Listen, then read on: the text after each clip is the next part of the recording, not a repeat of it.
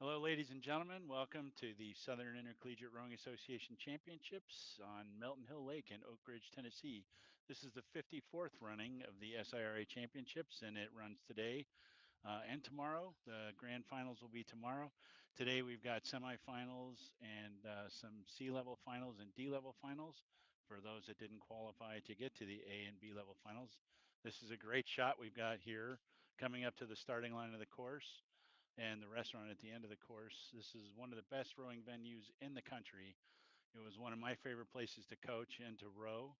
And it's good for spectators too. While the spectators are lining the banks of the river, it's actually a lake. There's a dam on two ends. There's Calhoun's, very famous restaurant in the Oak Ridge rowing area. If you sit out on the deck of that, you can look right down the race course and watch the starts. It looks like we've got the first race in the stake boats getting ready to start. The first race will be the women's novice four for clubs C final. So these are the boats that after the time trials this morning did not qualify for the semifinals.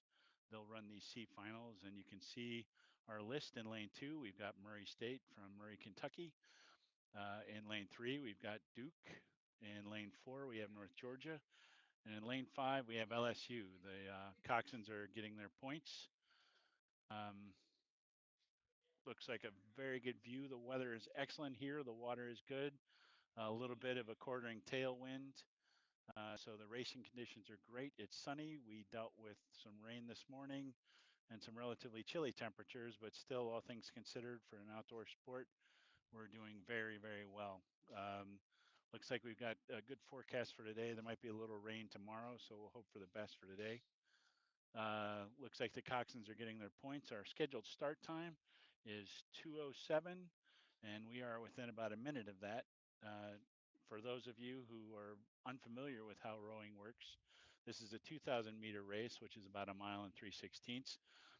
These are four-oared shells, and there's a coxswain in the bow. So these are four with coxswain, and the boats are generally about 40 feet long. Coxswain rides in the front. That's not always true for these shells. Sometimes the coxswain can ride in the back, but the configuration where the coxswain is in the front and they lay down in the bow deck is much faster. So most of the programs you'll see will be racing those fours. And you can see the coxswains working on getting their points. They're getting pointed straight down the course. It looks like they're off, and we've got a good start so far. Lane four is coming over into lane three a little bit. That's not so good. The officials will be trying to get that corrected. It's difficult for a coxswain, especially for novices sometimes. If you have somebody miss a stroke on the start, that can turn the boat, especially on these shorter boats, pretty hard. But now it looks like we're off, and North Georgia's making it back into their lane. You can see probably on your screens, unless you're watching on your phone, there are buoy markers all the way down the course for all of the 2,000 meters. Those buoys will change colors for about the last 250, I think, on this course. Once again, the race is 2,000 meters long. That's broken up into 500s. We usually talk about it about the first 500, second 500, the third 500, where the lactic acid taxman comes to take its toll, and then the last 500 will be the last 500 meters of the race. The fours will cover that time in about 7 minutes, 7 minutes 30 seconds. Sometimes in the eights, depending on if you're lightweight rowing or your experience levels. So it looks like the Duke men's program, and this is the women's novice four. So still women in that boat, even though it's Duke men's on the screen there for the list of boats. They are in the lead pretty comfortably on this. If I can get a stroke rate, let's see if this will work. This is an unfamiliar stroke watch, but I'm borrowing it from Sam Dempsey, the chief referee of the race. Known Sam a long time. He's great. He does a great job running the officials for these races. This is a U.S. rowing sponsored, or not U.S. rowing sponsor, but a U.S. rowing regulated regatta. So we have U.S. rowing officials here.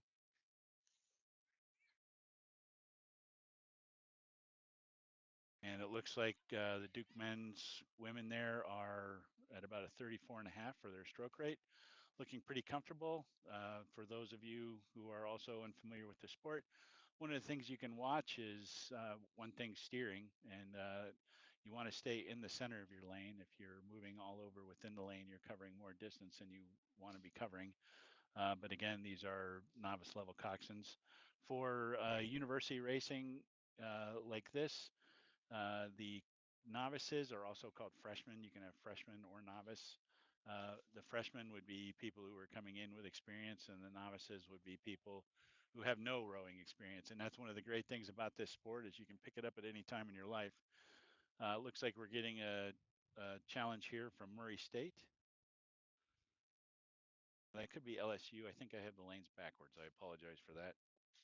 So we actually have North Georgia out in front, and LSU in lane 5 is challenging them. And they're making a nice move, but looks like North Georgia is able to hold them off. Should be coming pretty close to the 1,000-meter mark. We've got a great view here from the drones. I was talking to the drone pilots earlier in the day. They're pretty hard to talk to because they have to be small to fit into those drones.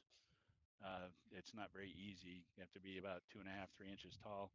But I was talking to them, and they do enjoy running up and down the course. Great view from just about the 1,000, maybe 1,100-meter mark, looking back up toward the starting line.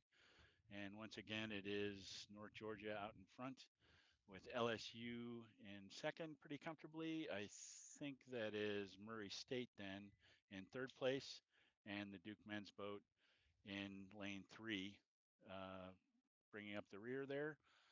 You can also see the officials' boats. There's an officials' boat following the race, and then there's official boats all the way down the course as marshaling. The boats that are going out for the later races are rowing up the far side of the river from where we're seeing. You can see the better view of that there. So there's boats crossing the course and also boats going upriver to head up to the starting line in the warm-up area above the starting line. This is a fantastic view. The director, Liz Swain, is doing a fabulous job actually getting me the sorts of things that I'm talking about. There's Duke again, having a little bit of trouble there. All right, so that is the 1,000-meter mark. I was a little off on my geography, but we've got the drone right at the 1,000. Oh, there's a crab in lane 4. It looks like North Georgia may have caught a crab. All right, so this is the halfway point in the race. Looks like North Georgia's recovered now, or that's LSU. Yep, North Georgia would be out of the screen. So LSU caught a little bit of a crab there.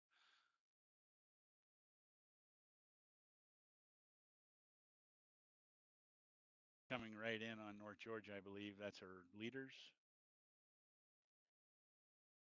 This is the third 500. So I mentioned before where the lactic acid tax person comes and starts to exact its toll. You got your lungs on fire, your legs are burning, and it's a struggle now. All the conditioning and all of the work that the athletes have done since August of last year, this is where it all pays off. And if you have a good aerobic base, you can deliver at a high level for the entire 7 or 8 minutes of the race. Oh, looks like LSU's had a little more trouble there. But we've got North Georgia comfortably out in front. And it looks like they've got quite a bit of open water. This is the C final. So there will actually be a B final and an A final tomorrow based on the results of the semifinals this afternoon. So these would be the boats that were not able to qualify again to get to the semifinals this afternoon. Great view looking down toward the finish line, and this should be, I believe, the view from the finish tower, and we'll be able to see the boats as they approach. If you look how flat the water is, these are just great conditions. You can actually see the different puffs of small gusts in the water as the water sort of changes color there.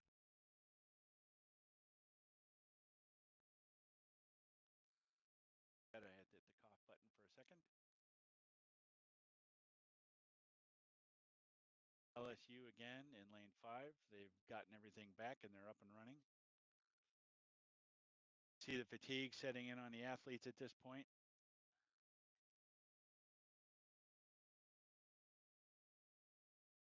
Be lane 4. I apologize for that. I just saw the bow number. So this is North Georgia and they are in the lead.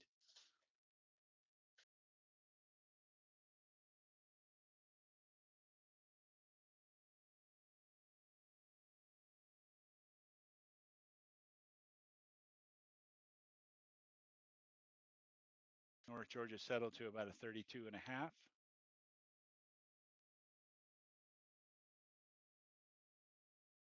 When we talk about stroke rates, usually at this point in the season, even in the novice levels, the stroke rates will be somewhere in the low to mid 30s. For the body of the race, the starts are usually quite a bit higher cadence, sometimes in the 36 to 40 range. That's 40 strokes per minute.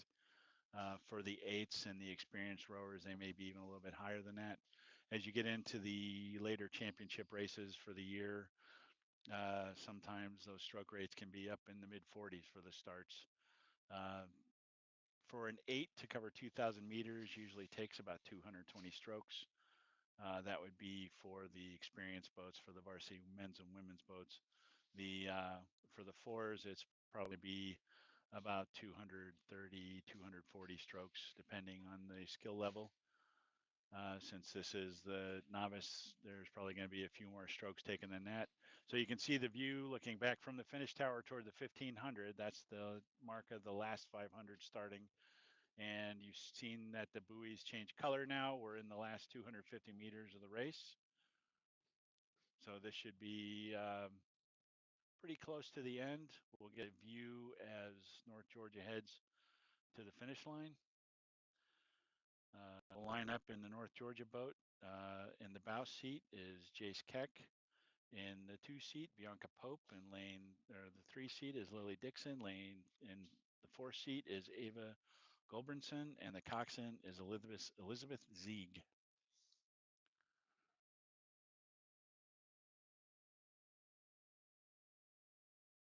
Strong finish there by North Georgia. So these athletes will be done racing for the weekend. They'll be able to cheer on their teammates as they row in the later races today. And the finals will run, I think, from about 8 o'clock tomorrow to about 12:30, 12:40. So if you're in the area, please stop by. So here's a view across the finish. North Georgia comes in unofficially as the winner of the C final.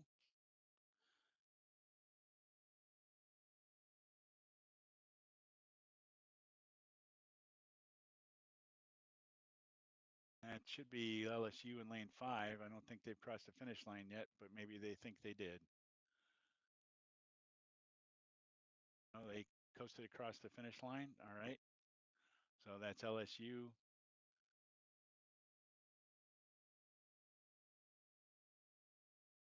And that should be the Duke men's program, which is women. Oh, that would be Murray State. And then Duke will be following up in fourth. So it looks like we got the men's novice 4C final on the water, and lane 3 is LSU. This will read from left to right as we're looking at this view right now. Lane 4 is Clemson, and lane 5 is Murray State. Murray again from Murray, Kentucky. Looks like Murray State is out to a very big lead at the beginning here. Should be probably 600 or 700 meters into the race. That's Clemson's oars. So if we can get a wider view, maybe we can see. There we go. Thank you very much. So that would be Clemson out in front.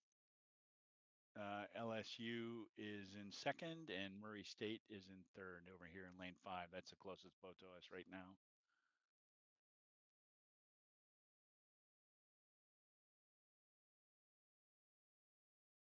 So the Clemson boys looking strong here. Again, this is a C final, so these athletes will be done after this race.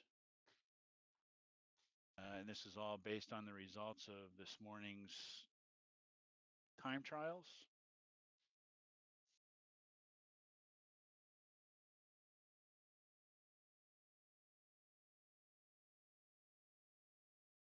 Another great view. I believe this one's from the finish tower again. Great camera footage. The Here Now group puts on a pretty good show for everybody. They do a great job with the drones and the land-based cameras.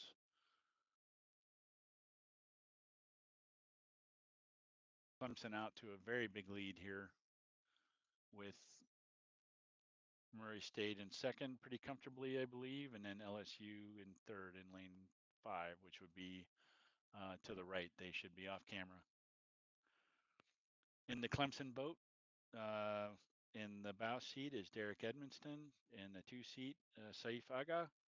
And in the 3rd seat is Edgar Hyde. And in the stroke seat is Keelan Garcia. And that boat is coxed by Delaney Baldoff. Rowing for LSU, from bow to stern, Christopher Gerbic, Carter Burdett, James Huff, and Jacob Kinchin, coxed by Josephine M. I don't have a last name for Josephine. And then Murray State over in lane 5, from bow to stern, Clayton Winchester, Tahir Maduka, Timothy Hanley, and Timothy Jones, with McKenna Neville in the cox seat.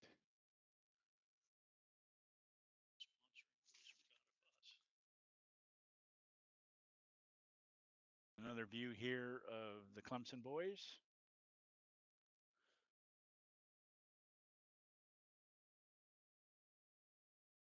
And Elizabeth Zieg cheering her group on there. So a coxswain in the front of the boat like this, or up in the bow, they don't have a very good view of things. They have to just be kind of along for the ride and do a lot of things by feel. The stern cox boats, like the 8s, the coxswain can see all the oars. They can see a bit of the rowers down the sides, and they can actually do some coaching on the water. But the coxswains and the bow loaders, and I may have some coxswains on site that might be listening to this that will disagree with me, but it's pretty tough for them to get the same sort of interaction with the rowers from that bow seat. And that might be why Elizabeth Zieg was sitting up there and looking over. We're in the red buoys now in the last 250, and Clemson comfortably in the lead of this one.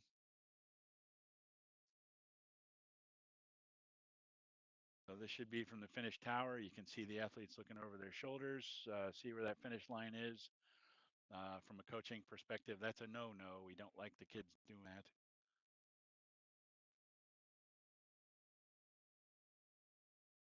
Clemson knows they're close now, and they're hanging it out there, and we have unofficial results of Clemson crossing the finish line first.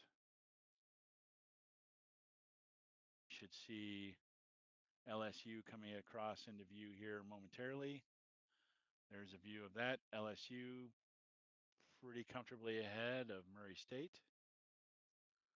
Everybody's in the red buoys now, so we're in the last strokes of the race.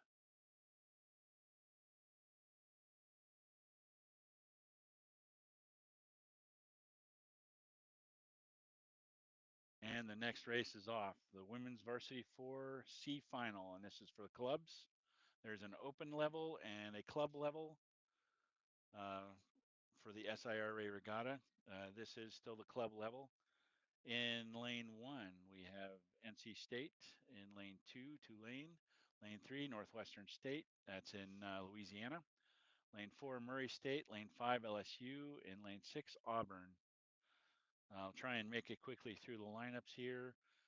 In the NC State boat, from bow to stern, Kyrie Plaster, Cassidy Petrowski, Petrikowski, Claire Hepburn, Caitlin Agee, coxed by Landai Hartman. I might have gotten Miss Hartman's name wrong. I apologize for that. And Tulane from bow to stern, Olivia Endek, Rebecca Lang, Bailey Joyce, Nia Fletcher. And the cox is Piper Fleece. In lane 3, Northwestern State, from bow to stern, Catrion Creel, Quitra Clay. I'm going to blame everything on my bad eyes if I'm getting any of these names wrong. Kennedy Stewart in 3, and Hannah Gertner in 4, coxed by Amelia Capera.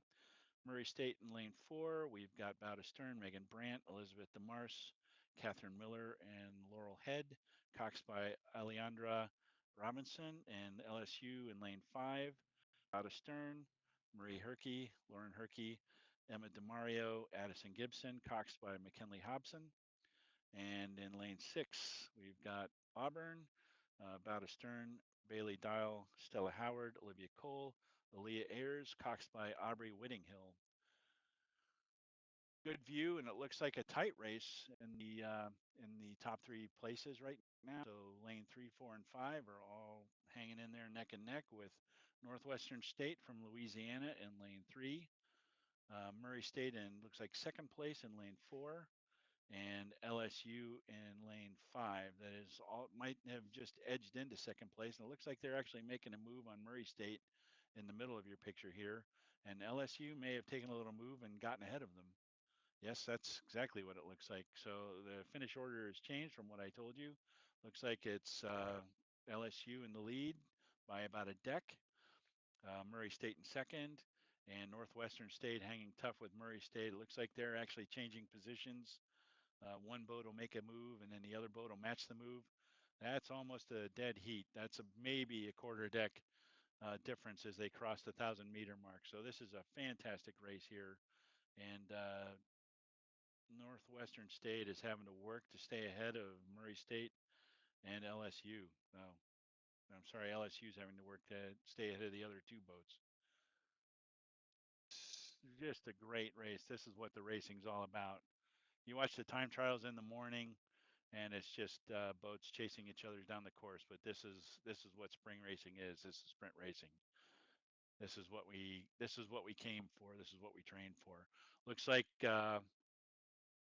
Northwestern State's making a move, and they may have pulled just ahead of LSU. They're in the third 500, so that lactic acid tax man is coming to call.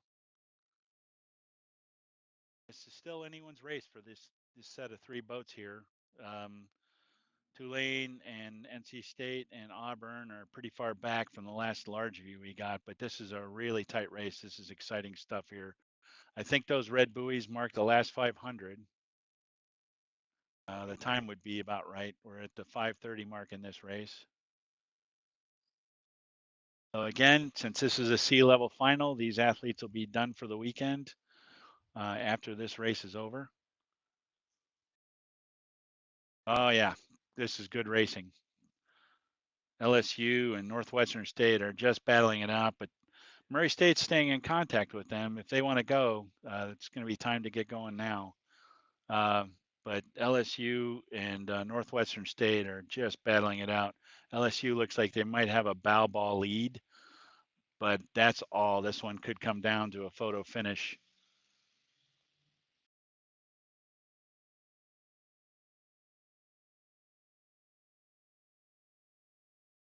I don't want to look away even for a second to grab my stroke watch and get stroke rates for this. This is too good.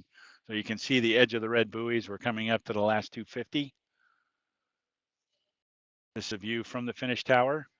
And it looks like LSU is edged out about a deck length lead on Northwestern State. Murray State has fallen off a little bit, so they might be edging themselves out of this. This race is going to be between LSU and Northwestern State, and Northwestern State is making a move again on LSU. They're fighting back. If the LSU coxswain is looking over at the Northwestern State boat, she's urging her crew on.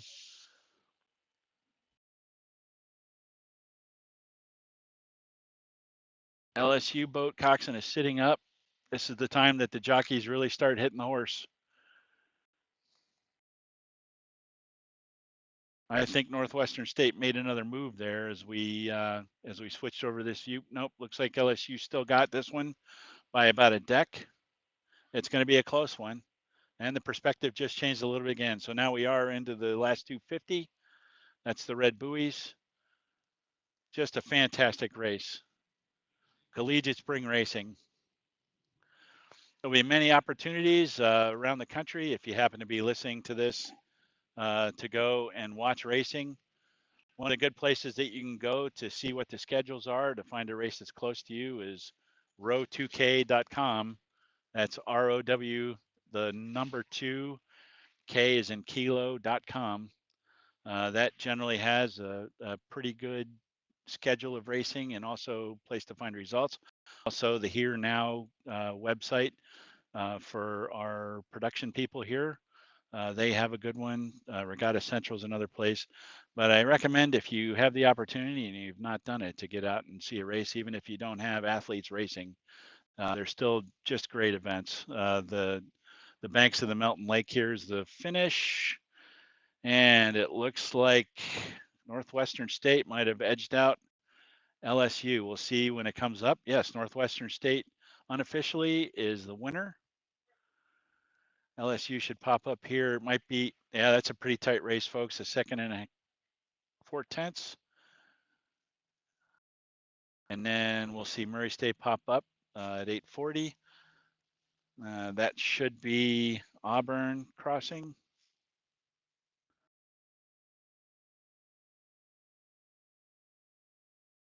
Nope, that was Tulane. I got a bad perspective on my shot there. That's my fault.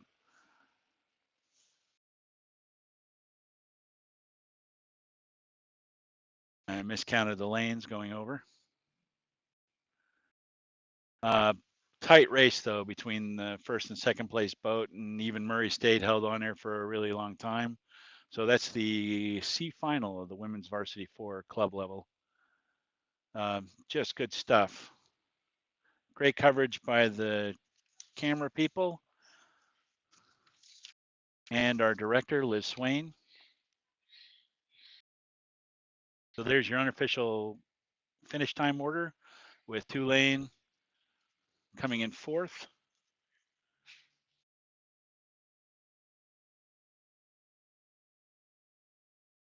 NC State in 5th and Auburn in 6th.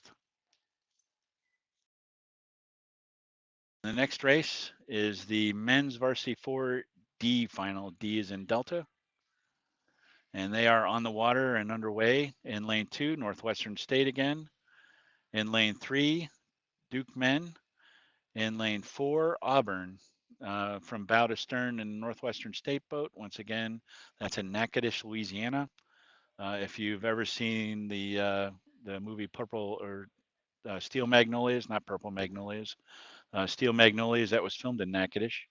From bow to stern in Northwestern State boat, Anderson Davis, Aaron Hapgood in 2, Brody Garlington in 3, Gabriel Bias in lane, that's Blass, I'm sorry, in the 4th seat, and Cox by Amelia Capera. For Duke from bow to stern, Sean Lynn, Marco Jakojevic, Igor Sergeyev, and John Clodfelter, coxed by Alexander Magala. And in Auburn from bow to stern, Alexander Veraco, Ramses Santoyo, Jonas Maccabee, and Griffin Percy, coxed by Caitlin Eckstein. And that looks like Duke's oars. They are in lane 3. They might be ahead. I'll have to wait until the perspective changes here. That is Duke in the lead. This is the D level final. There will be a C level final.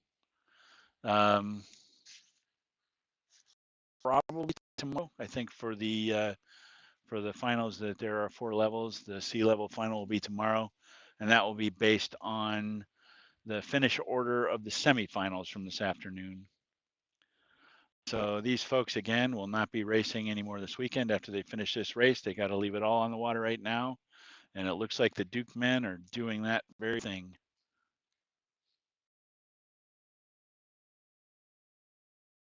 Duke rating at about 31.5, pretty comfortable out in the lead there.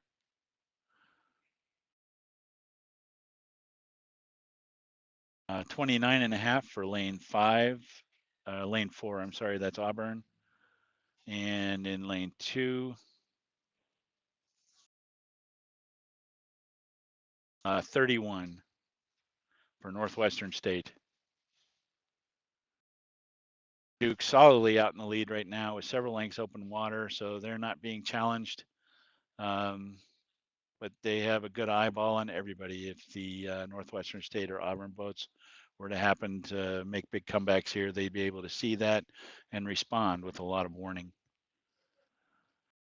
We'd like to thank Tim Seals from the Rowing Repair Center in Oak Ridge. They are a sponsor of the 2024 SIRA Regatta. Tim's done a lot of work here for the local organizing committee and to help the SIRA people get this race to happen. The board of the SIRA, or the Southern Intercollegiate Rowing Association Championship, or Southern Intercollegiate Rowing Association, Casey Baker is the president, Sean Pister, vice president, Bob Jogstetter, Secretary, Dave Kusick, Pat Sweeney, John Miller on the Eligibility Committee, Gregory Kaleka, the Chief Financial Officer, and Jesse McClure, the Chief Operating Officer. So this is a drone view looking up the course from the finish line, actually flying up the course and getting another view there of Duke, our leaders coming into the red buoys. So about 250 meters to go once they hit those red buoys. For the fours, that's going to be about 28 to 30 strokes to cover the last 250. You can see the fatigue on those rowers. Even with a comfortable lead like that, you still want to race this race as hard as you can. So I've been there. I remember those feelings. You're just barely hanging on sometimes, doing the best you can to get your oar in the water and pull, and then get it out of the water at the finish and get it back up and do it all over again.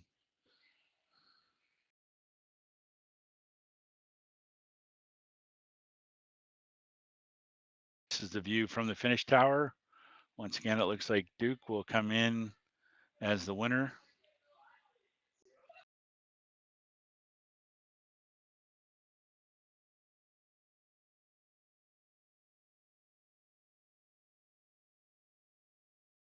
And there you have it, crossing the finish line. Duke in first place in the D final. Official time is 8:12. And that would be Auburn.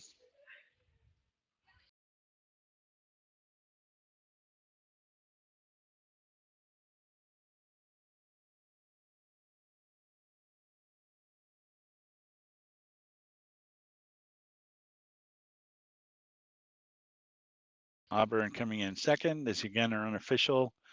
The officials at the end of the race, the trailing official will hold up a white flag to say that the race is completed, and the finish tower people will note that. And then, depending on the rules of the local organizing committee, there's generally a 1 hour time period where if a team wants to register a complaint, they can, if they feel that they did not get a fair chance to race. They file a protest, and then the protest committee will review the claim, and they will decide how that protest should be adjudicated. So we've got the start of the men's varsity 8D final. In lane 2, Alabama. In lane 3, Wichita State. In lane 4, Tulane. In lane 5, Florida. We'll run. It's a little tougher to get through these lineups, but we'll do the best we can. So for Alabama, from bow to stern, Ethan Kraus, Grayson Barron, Evan Taylor, Reese Gabrielson, Abel DeWitt, Samuel Bacharach, Miller McCarthy, and in the stroke seat, Noah Evans, coxed by Abby Stewart. Wichita State in lane 3, from bow to stern, Landon Moore, Landon Stark, Caden Yurko, Aaron Machuca, Jaden Rivas, Gonzalo Campos Vega, Caleb Stanley, and Austin Weston, with Jay Tipton in the coxswain seat. Tulane, bow to stern, Ty Cohen, Elijah Gwinny, Alexander Gerberg, Lucas Balcom, John Palmer, Lewis Smith, Kyle Campbell, and Avnish Badanath, coxed by Claire Poirier. And in Florida, in lane 5, from bow to stern, Anthony Cruz, Dylan Chen, Benny Hyman, Jack Isley, Joseph Dyson, Navdeep Singh, Robert Morris, and Danielle Fernandez, coxed by Conrad Hunter. Great view of the course here. So it looks like lane 3, that's Tulane, is barely in the lead over Wichita State, and that would be the closer boat there. Didn't get to see any bow numbers, but I think I counted my lanes right. On that last view, lane 1 would be the farthest lane away from us. From this direction, the lanes go left to right, 1, 2, 3, 4, 5, 6. But I believe I am reading that correctly. So it looks like Florida is in third. No, I'm sorry. Alabama is in third, with Wichita State in first place, and Tulane, that would be right. Tulane is green. Tulane in second place, but Alabama is making a hard charge there.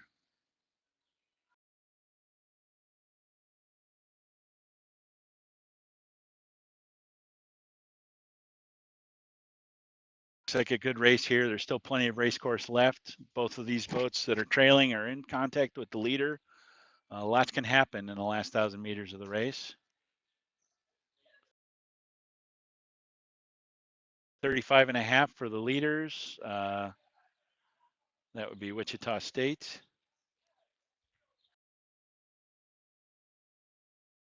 36 for over there in lane 2. That's Alabama. And 37 for Tulane in the close boat here. That would be in Florida is off frame.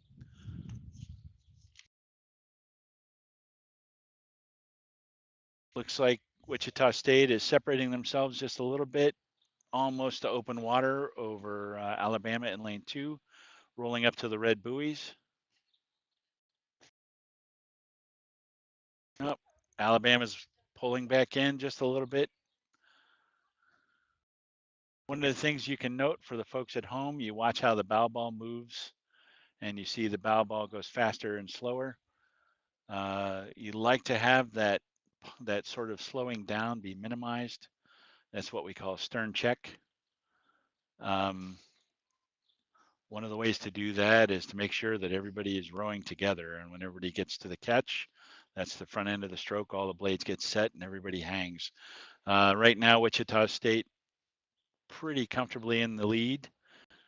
Looks like Alabama has just slipped ahead by about a quarter of a length over Tulane over here in lane 4, with Florida bringing up the rear into the red buoys, and that should be Wichita State, followed by Alabama and Tulane. Nice race there in the varsity 8D final. So the C final for this race, again, this is Florida now, a view of Florida. The C final for this race will be tomorrow. The semifinals for this event, the men's varsity 8, are this afternoon later.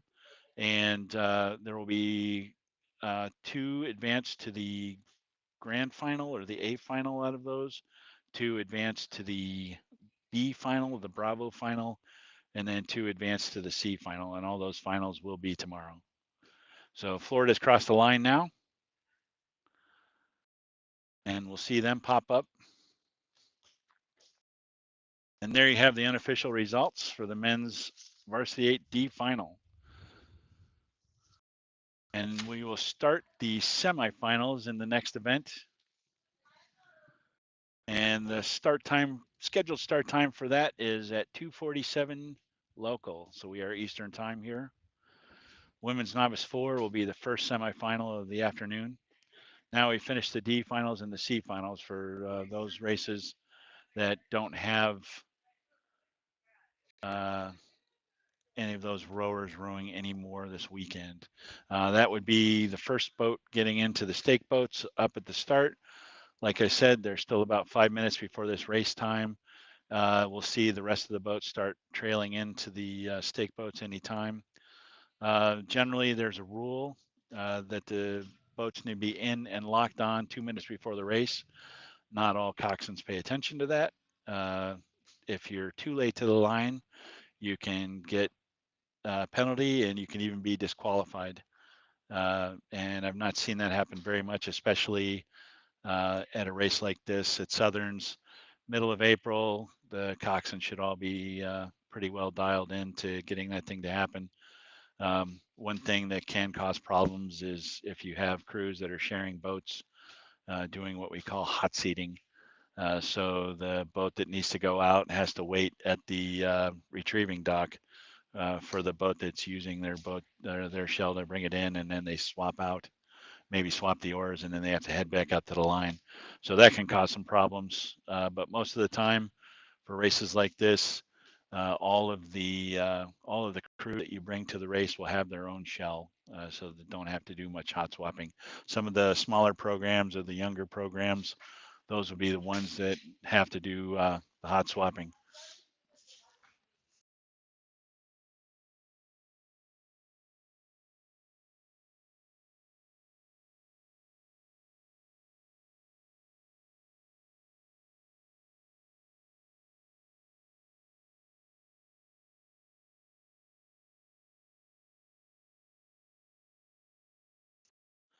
I apologize for that delay.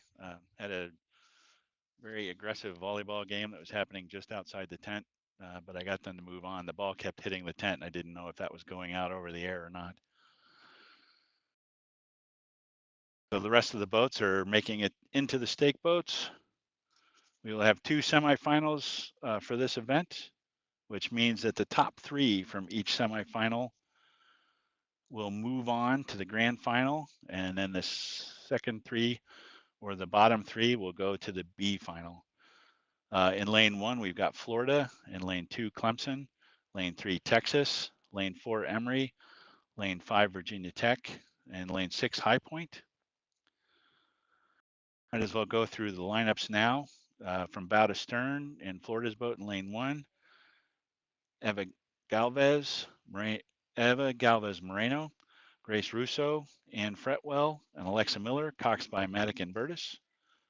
In lane two with Clemson, from bow to stern, Mia Luciano, Margaret Gossett, Hattie Segelkin, and Kaylee Langlace, coxed by Avery Smith. In lane three from Texas, Ayana Obis, Theodora Pavlovich, Avery Williams, and Lauren Maher, coxed by Julia Alvis. In lane four from Emory, Catherine Pasansi, Cambry Brewster, Leo Wang, and Colette Hyde, coxed by Esther Fu.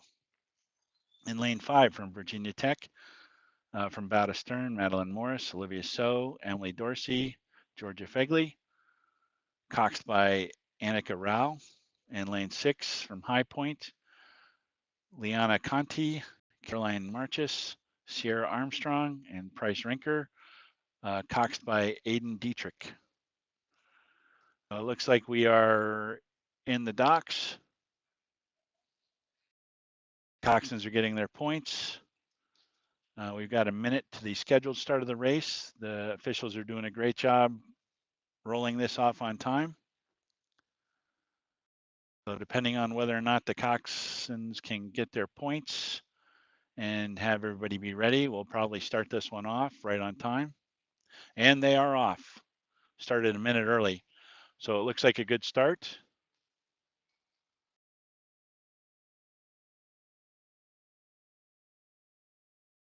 Once again, in lane one, Florida, lane two, Clemson, lane three, Texas, lane four, Emory, lane five, Virginia Tech, and in lane six, High Point. And lane two, that would be Clemson, looks to be the early leader here, followed by Texas in lane three. So the lanes are numbered from right to left. Lane one is on the right. Lane six is on the left. In the first 40 strokes or so of a race like this, you do your start strokes. You usually have 3 or 5 strokes to pry the boat loose from the water and to get the boat speed and the rate built up. And then most crews will do a high 15 or a high 20, where the stroke rate will be a little high. Sometimes I think it probably for this level, probably 36, 38 strokes a minute. And then they will settle generally after 15 and row another 15 or 20. Usually about 4 beats or 4 strokes a minute lower. And it looks like Texas has moved ahead. Texas is holding a probably 35 stroke rate. No, I'm sorry, 32. My stroke watch tells me. And they've taken about quarter of a length lead on Clemson.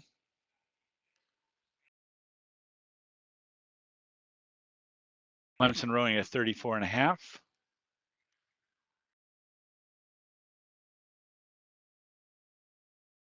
Lane one, Florida, rowing also at a 34 and a half. Lane Florida has moved into third place. Texas looking pretty comfortable in first. That's a good view from a drone, not quite to the lagoon. Great view of the course though, just fabulous conditions today. We couldn't ask for much better than this. All right, so the leader right now is Texas, followed by Clemson, with Florida in third, but lane four has Emory making a move. on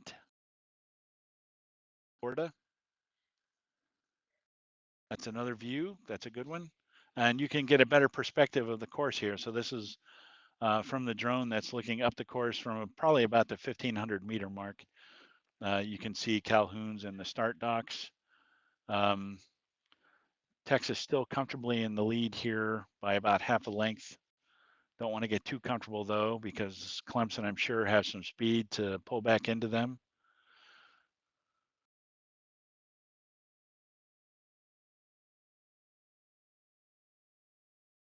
Texas down to about a 30.5 now, so they must be feeling very comfortable. They've got just a little bit of open water on Clemson. Clemson has just a little bit of open water on Florida. I think Florida still is in contact with Emory in lane 4. You can see an 8 hitting upstream there. Another great view. Emory's still not letting Florida go. They might be making a move. Texas has opened up their lead just a little bit more on Clemson. No, Clemson's still well in the hunt. Again, the top 3 boats go to the grand final in this race, the A final, and the bottom 3, 4th, 5th, and 6th place will go to the B final. So it's a fight right now between Florida and Emory for that 3rd spot. Texas and Clemson seem to have things pretty solidly in hand for advancing to the A final. That should be the 1,000-meter mark. Super close race right now between Emory and Florida. Emory may have nipped Florida now and has the lead on them. Virginia Tech in lane 5 there in view. And off camera will be High Point. Now you see High Point from this perspective, pretty far back over in the far left lane.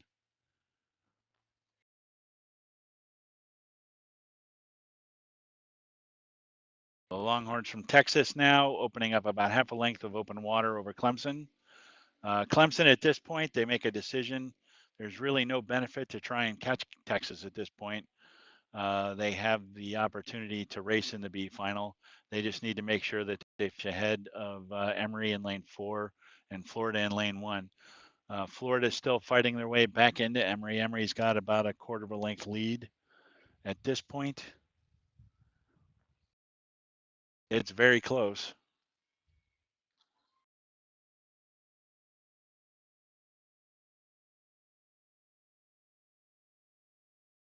Texas now dropping their rate.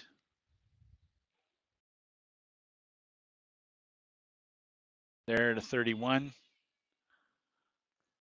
Emory has made a move and has gotten about half a length lead on Florida.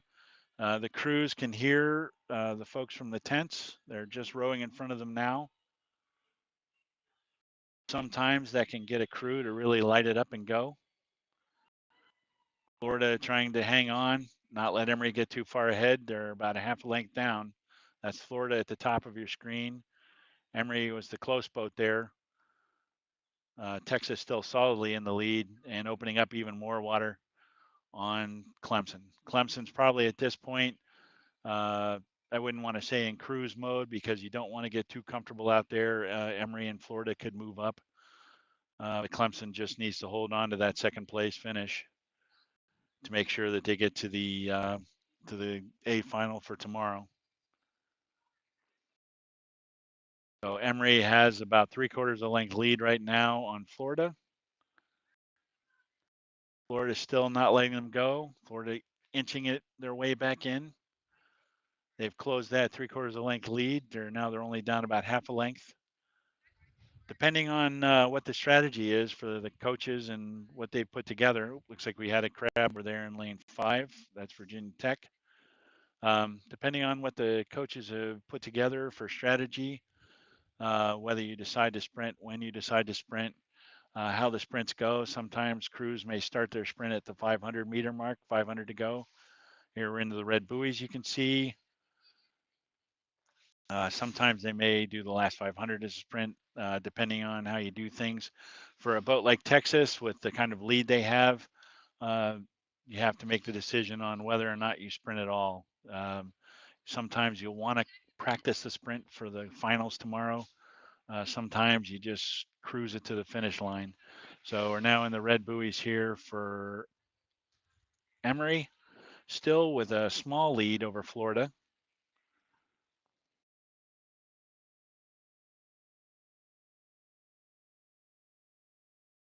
So there's Texas, lane 3.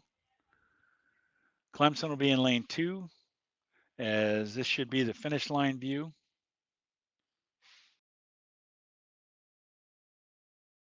And you'll see our finish line cameraman zoom out.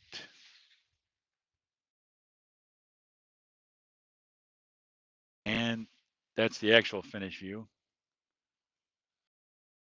All right, so Texas is the unofficial winner. And we should see Clemson here. So Clemson in lane 2, unofficial second place.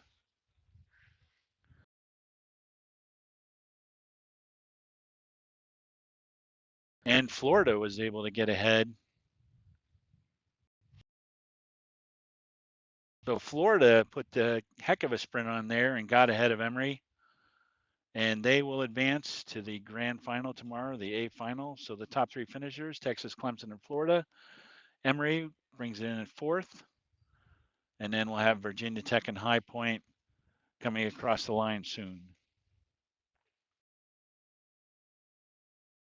So right now, the advancers to the A final, Texas, Clemson, and Florida, with Emory, Virginia Tech, and High Point going to the B final tomorrow. And the drones race back up the course. Just a great view again.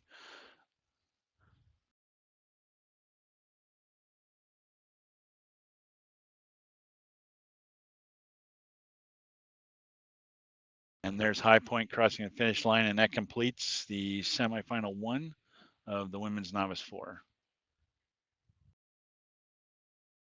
And semifinal 2 is underway. Well on the course. They've passed through the first 500. And lane 1 is Baylor, lane 2 Tennessee, lane 3 Vanderbilt, lane 4 Purdue, lane 5 Texas Christian, and in lane 6 Sewanee. From bow to stern in Baylor's boat, Claire Baker, Emily Jones, Evelyn Hillsman, and Alexander Burns. William Rumscheit in the coxswain seat in Tennessee's boat. From bow to stern, Brooke Melita, Lauren Culp, Anna Jane Hosenfeld, and Emily Capps, coxed by Spencer Klassen. Vanderbilt, Sophia Lynn, Kennedy Cross, Gloria Odenayo, and Samantha Breibik, coxed by Olivia Theodore. Purdue in lane 4, Sophia Solano, Samantha Beal, Lauren Ellis, Sydney Tangway, coxed by Hannah Hancock. Texas Christian in lane 5, Ella Abadi, Catherine White, Anna Chapman, and Erica Martinez, coxed by Megan DeMattia.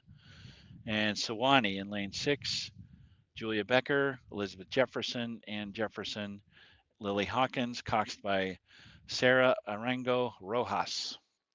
Right now, it looks like lane 4, Purdue is in the lead.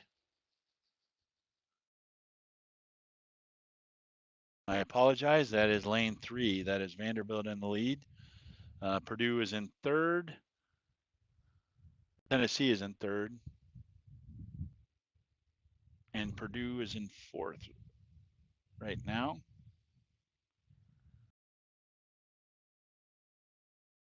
That's a better view. Vanderbilt solidly in the lead here with Tennessee in 2nd place, followed by Purdue. So Purdue's in 3rd. Actually, they may have just taken 2nd place there.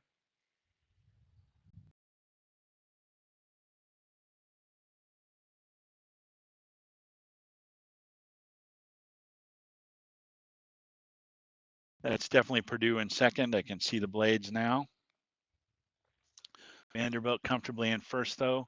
Again, this is the 2nd semifinal of the women's novice 4. Top 3 will advance to the A final. 34 strokes a minute for our leaders, Vanderbilt.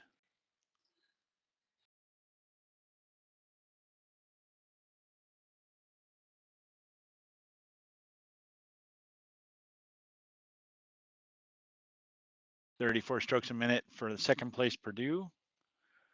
The battle right now is between lane 1 Baylor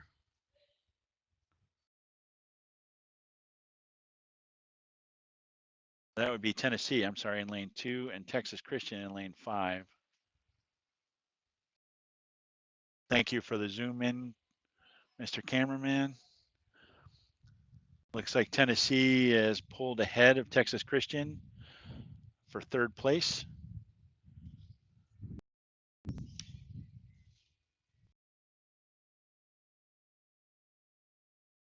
There are 2 cameras on the finish tower, one that looks across the finish line and another one that can look up the course with a pretty strong zoom. So that was the view that you just had right there. Purdue better make a move here and hold off Tennessee. Tennessee looks like they're starting to work their way back.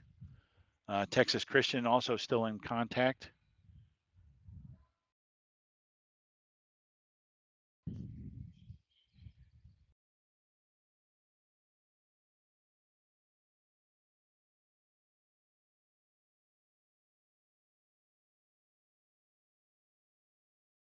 That's a view of the Purdue ladies.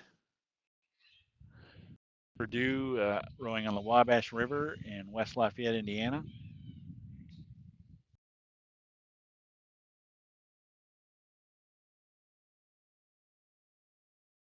Purdue's been rowing in the SIRA since at least the early 80s.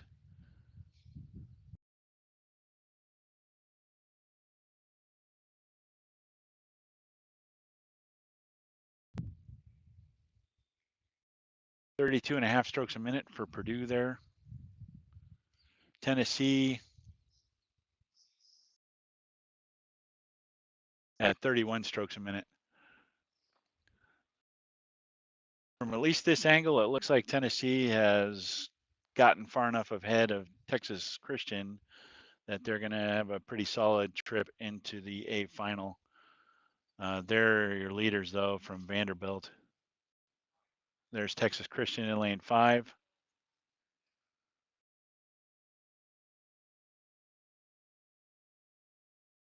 At third 500 meters, there's the lactic acid tax collector.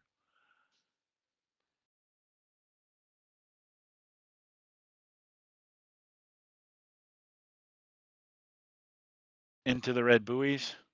Off camera to the right will be Vanderbilt. That was Purdue that you saw in the lead. So there's another view with Vanderbilt comfortably out in front.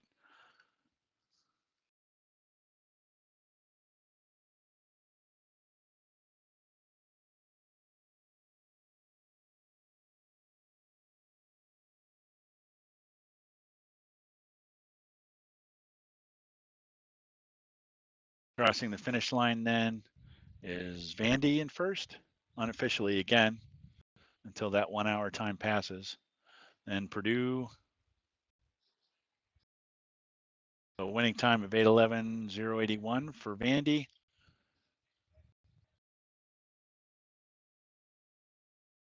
Purdue at 8:23. Tennessee will be a few seconds slower than that. Texas Christian will be following Tennessee. That's Baylor over there in lane 1, and Sewanee in lane 6 and coming. So advancing out of the semifinal and into the grand final, we have Vanderbilt, Purdue, and Tennessee, with Baylor, Texas, and Sewanee going to the B final tomorrow.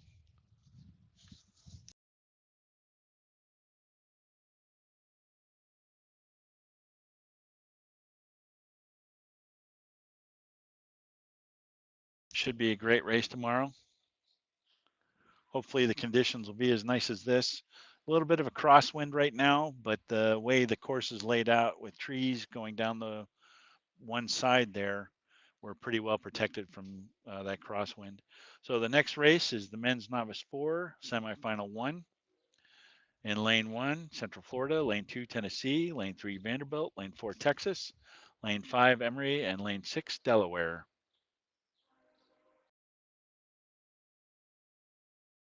Scheduled start time for that was 3:01, so they are underway. And if I can count my lanes correctly, that's Vanderbilt in first place. No guarantee for the rest of the day here that I remember that lane 1 is on the top. So right now, that's my guess. Should be Texas there in second place in lane 4. Hard to pick out what the other places are. Let's run through the lineups quickly. Central Florida in lane 1 from Bao, Hugo Bussey, Carmen Fitz, Nicholas Rodriguez, Vasant Srinivasan, coxed by Zealand. Tennessee in lane 2, Caleb Murray, Alan Ware, Simon Bull, Christian Cox, coxed by Elena Cota. Vanderbilt, lane 3, Brandon Banishek, Nobu Shastri, William Kuhlman, and Jackson Klein, coxed by Declan McAndrews. Texas in lane 4, Luke Mastrian, Song Jiexin, Shi Kwan Zachary, Zhu, and Roy Seaman, coxed by Kelsey Salgado. Lane 5, Emery, John Rutherford, Luke Zhang, Nicholas Huang, and Luke Brugal, coxed by Sabrina Marvel. And Delaware in lane 6, William Ryan, Matthew Inoglia, Andrew Place, Andrew Woods, coxed by Lizzie Filguas. And that should be Vandy, I think we just saw there. Nice close-up view. You can see the coxswain laying her Barker lounger. She's got some lemonade and some pretzels and a Cox box where she can talk to the rowers. So there's a small computer with an amplifier in it and speakers in the boat so the rowers can hear her. Her head is on a headrest. That looks like Texas in lane 4. You can see the Lone Star on the oars.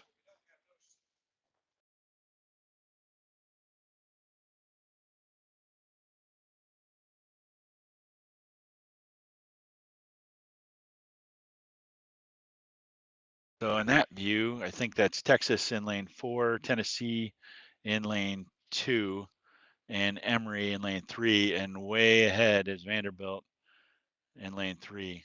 Lane 5, Emory was lane 5.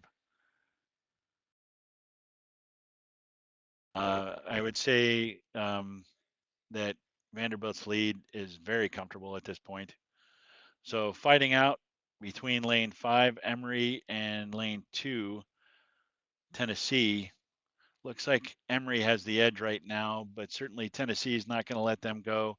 You can see the Tennessee rowers looking over at the Emory rowers and the Emory rowers looking back. Tennessee making a pretty strong move there.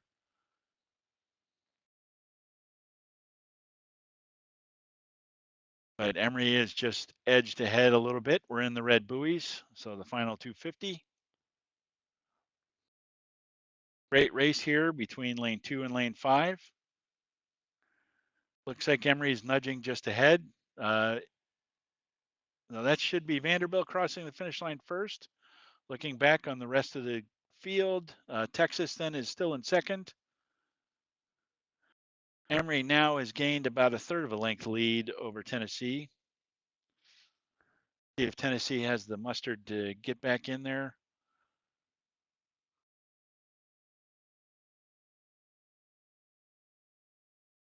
Emory at this point is able to look over there and hold them off, but that was still a very strong race between those two boats.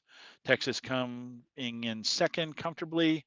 They should be, 15 seconds or so behind Vandy. Emory coming in third, so those three boats will advance to the grand final tomorrow. Tennessee, Central Florida, and Delaware rowing in the B final. Delaware.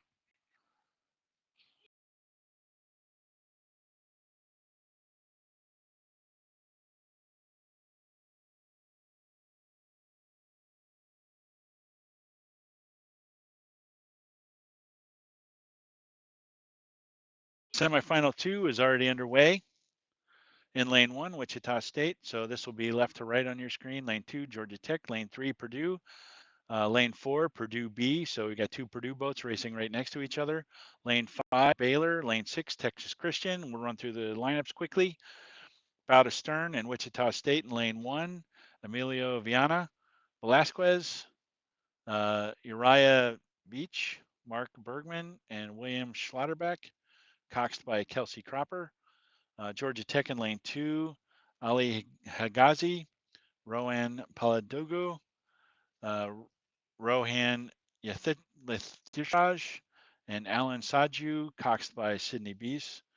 In Purdue's boat, and from bow to stern, John Gawax, Nicholas Vera Paez, Max Zhu, and Stephen Van Hool, coxed by Rowan Conway. Lane 4, Purdue B, Braxton Mallet, Samuel Wacharowitz, Dustin Maddy, Robert Huang, and coxed by Nitin Akela.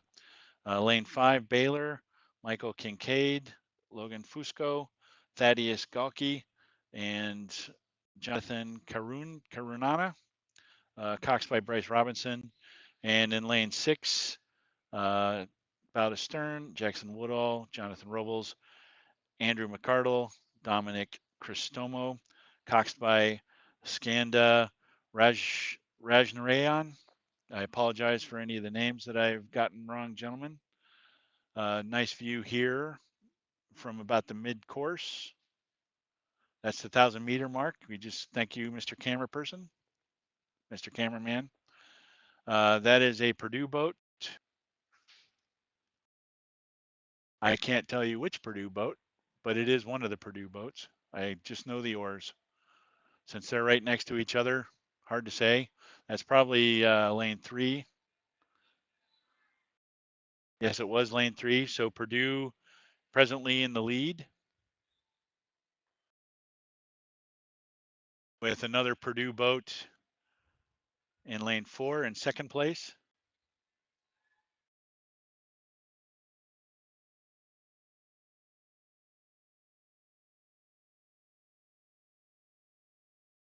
I don't see any disturbed water coming from the right side of the screen, so I think these are the lead boats. That is correct. So Purdue in first and second place here. Third place is lane 2 with Georgia Tech. Lane 4, or lane 5, I'm sorry, Baylor in fifth place, and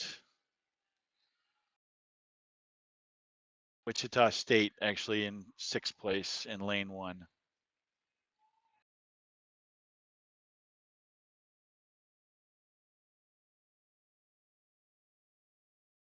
There's your leaders. Purdue with Gawax, Vera Paez, Zhu, and Hool, coxed by Rowan Conway.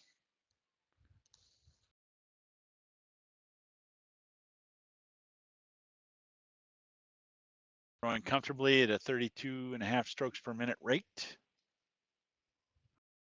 Another good view. You can see the at the bottom of the screen there, the officials' boat. The officials' primary responsibility for any regatta is safety. Their second responsibility is fairness.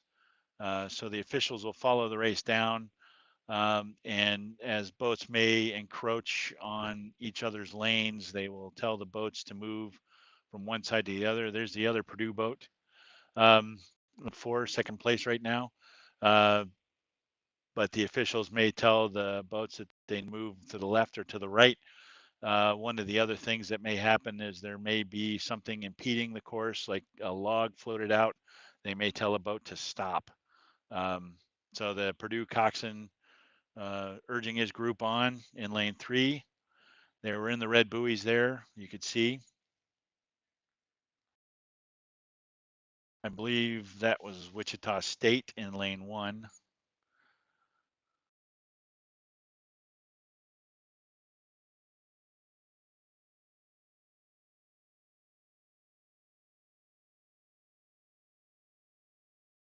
So there's, I think that's the second Purdue boat, or is that lane 3? That is lane 3. So that's our leaders right now approaching the finish line.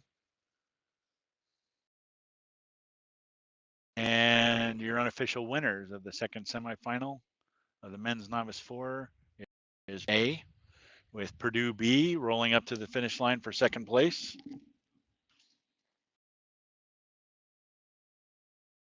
And there's the second Purdue boat crossing the line. A little bit of a crab there caught by Wichita.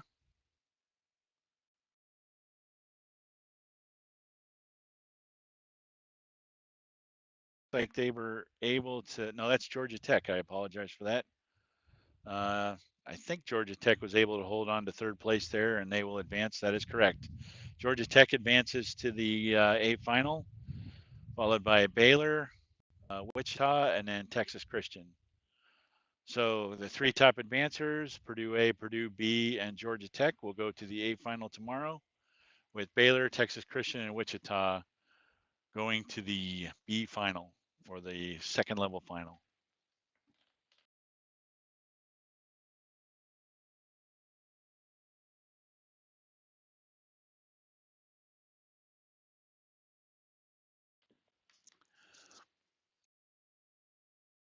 Now we're ready for the first semifinal of the men's novice 8. In lane 1, Delaware. In lane 2, University of North Carolina. Lane 3, Purdue. Lane 4, Florida. Lane 5, Georgia Tech. Lane 6, Georgia. Lane 7, High Point. And they are off. It looks like we've got a good start with Purdue and Florida off to a little bit of an early lead. It looks like Florida has the edge right now, but Purdue is hanging there tough. A lot can happen in the first 20 strokes of the race. This is where the boats try and set the precedent, lay down that top speed. Purdue and Florida may be working away from the rest of the group a little.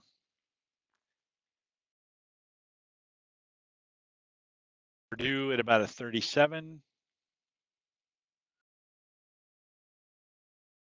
And Florida at a 36. Separating themselves from the field slightly. Purdue in lane 3, so they are the boat. This is, again, from right to left. 1, 2, 3, 4, 5, 6. Purdue is in the lead. They've got about half a length up right now. I'll try and get through these lineups.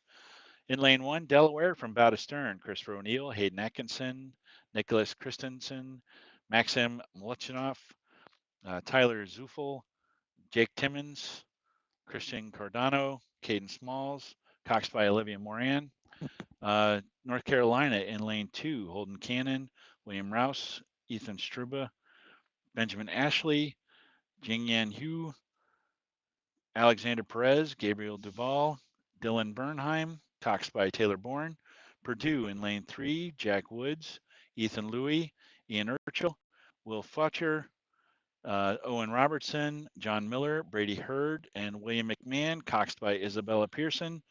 Lane 4, Florida, Gene Posas, Wyatt Bowman, Blake Palmchek, Fabio Roman Brito, Jackson Frankel Short, David Weiss, Jackson Rowden, and Will Hilton, coxed by Christian Yu.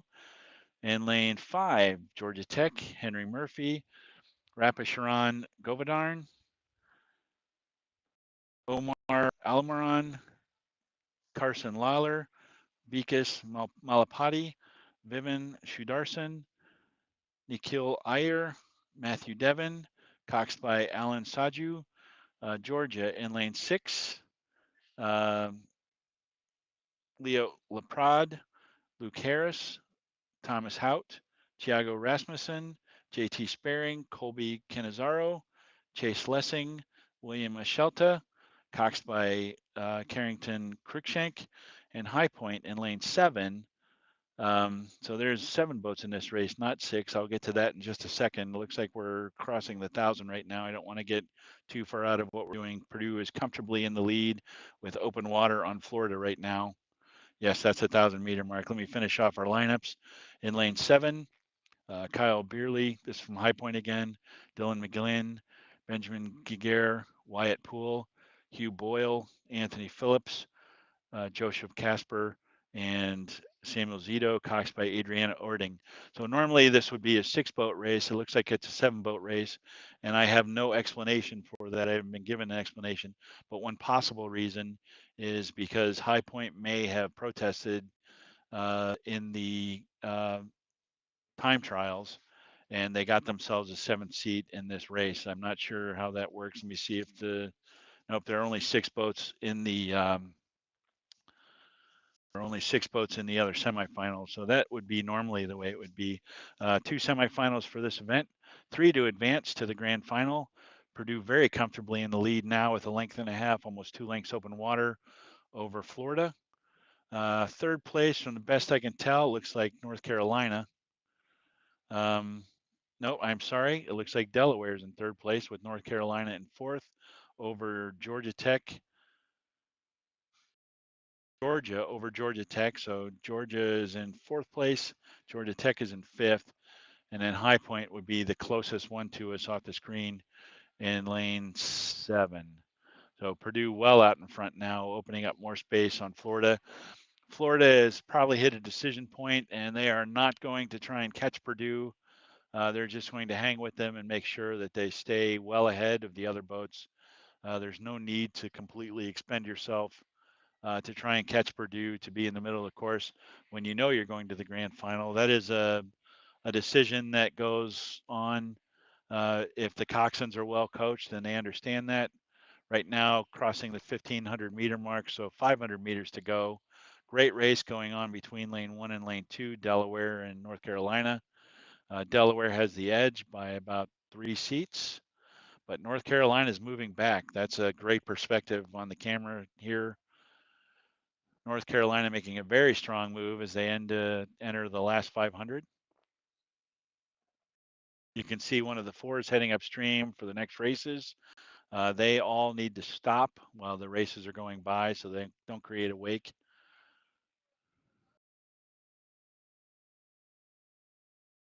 Looks like Delaware has lost much of their lead and North Carolina is pressing on through.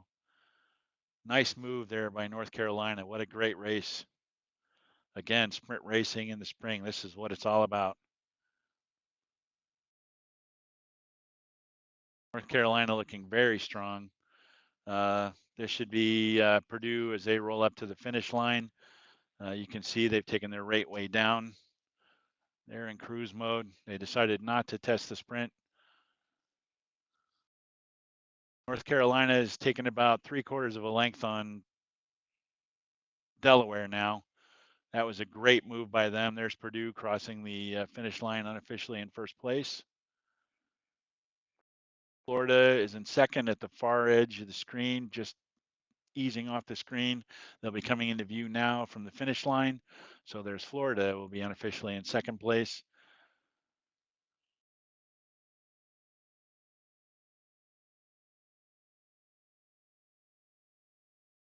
And North Carolina takes third place, so they will advance to the A final. Delaware in fourth, they'll go to the B final.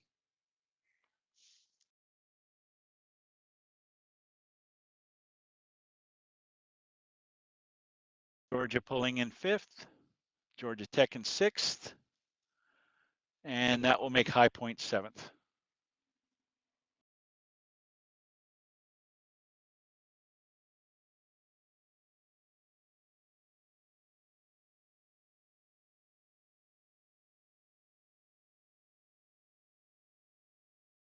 Here comes High Point.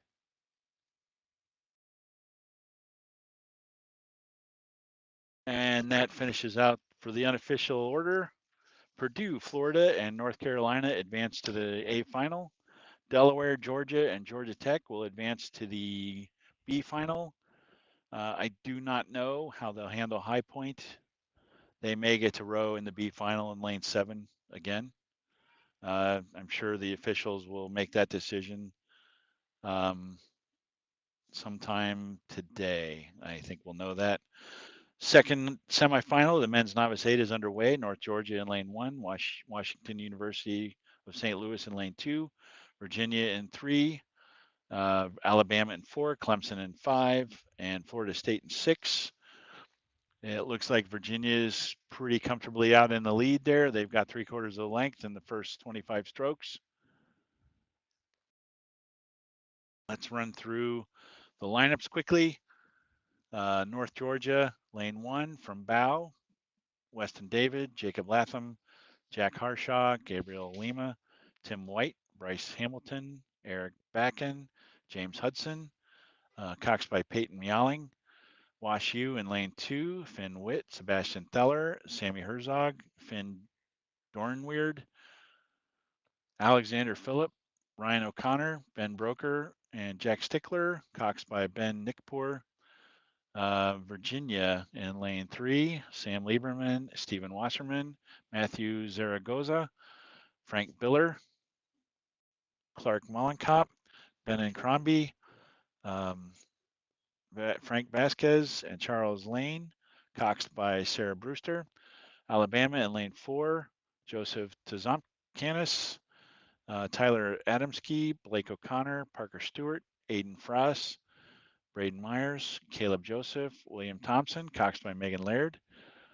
In lane 5, Clemson, Peyton DeMaria, Alexander Goodwin, Oliver Biddle, Matthew Hall, Ben Sad, Reynolds Young, Roman Ver, and Daniel Baldoff, coxed by Mars Butler.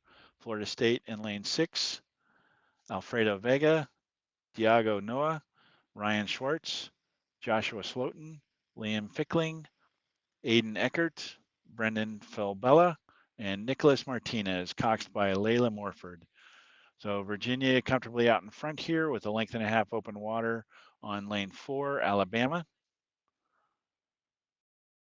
I think lane 2, Wash U, and lane 5 are fighting it out for third place,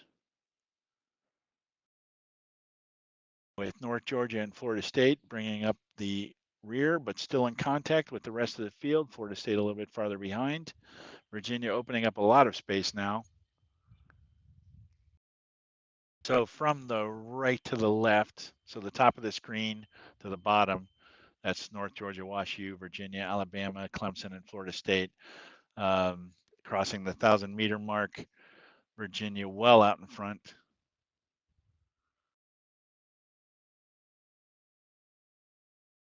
And that looks like Alabama then comfortably in second. Fighting it out for third place is between Clemson and Wash U. Clemson may have just gotten the edge as they made a move through the 1,000 there. That's a good view of Clemson. Sorry, that's Virginia. Virginia looking very strong. That's a special rig there. It's a bucket rig. You can see that 7 and 6 both have their right next to each other, normally alternate port starboard, port starboard, port starboard. Several reasons a coach may choose to do this, and I will not speculate why Frank Biller chose to put that bucket there. Virginia to 37, looking strong. Normally from this view, with a standard rig boat where the sides alternate, you'd be able to look at the spacing between bows catch or bows puddle and 7 and 8 catch, but you can't do that with a bucket. It's a little bit tougher to do, but if you look at that spacing, it gives you an idea of how much glide there is in the boat. That's lane 4, Alabama. So here's a standard rig boat, and if you look at 7 and 8 catch, so those would be the people up in front here, and where they put their blade in relation to the bow and 2 persons puddle, that's what we call spacing. So you want that spacing. Let me see what the stroke rate is for Alabama there. Stroke rate for Alabama is a 38, so it's pretty hard for them to have what we call open spacing, where they're able to actually get the stern pairs catches beyond the bow pairs puddles. 38's a pretty high rate for novice at this point in the season, but they are laying it out there looking strong in second place and well ahead of third place Clemson and fourth place Wash U. There's Clemson. Now you can see a little bit of a difference here. Clemson's understroking Alabama by a beat or two, and they are just able to get their puddles, or just able to push their puddles past 7 and 8 catch, just barely. Wash U over in the white boat at the top of the screen with North Georgia behind them.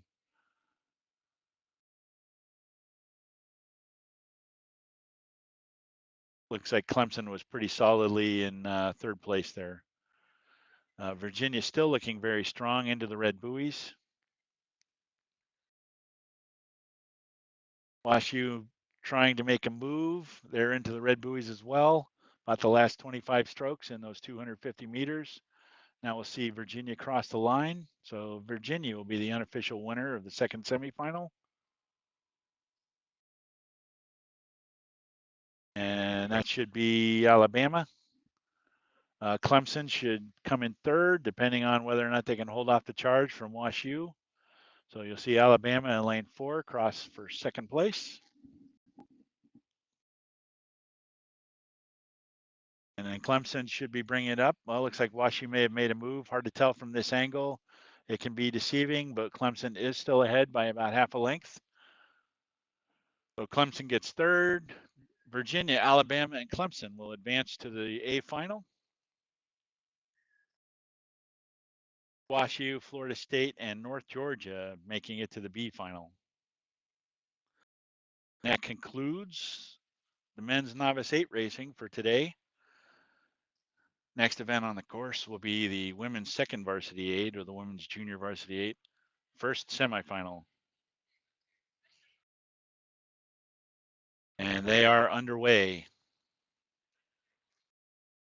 In lane 1, we have Florida B. In lane 2, Louisville Women B. Lane 3, Louisville Women A. Lane 4, Kansas State Women B. And lane 5, Jacksonville University B.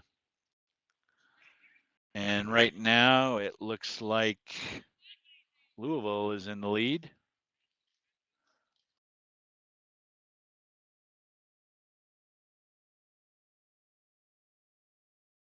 Run through the lineups quickly. Jacksonville B did not submit a lineup.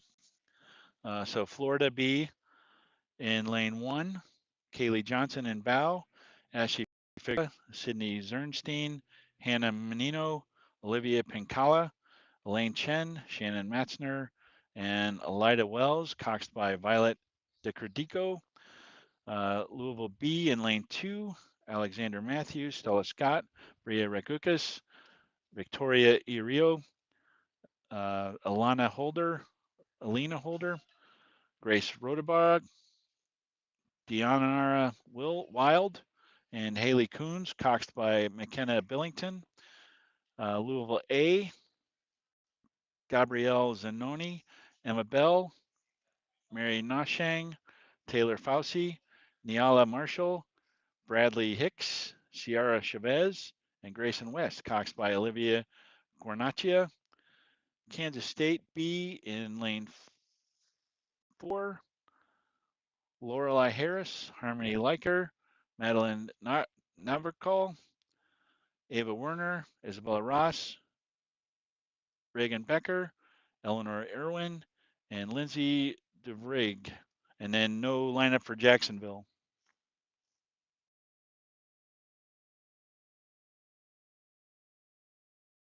I just got a beep in my headset. My battery may be dying, so if I disappear for a minute, I will be back as soon as possible. Good view of our 2 lead boats there. I believe that's Louisville and Kansas State B.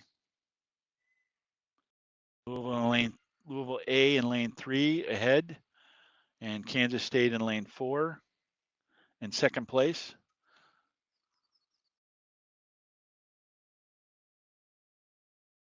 Louisville A at a 36.5 stroke rate.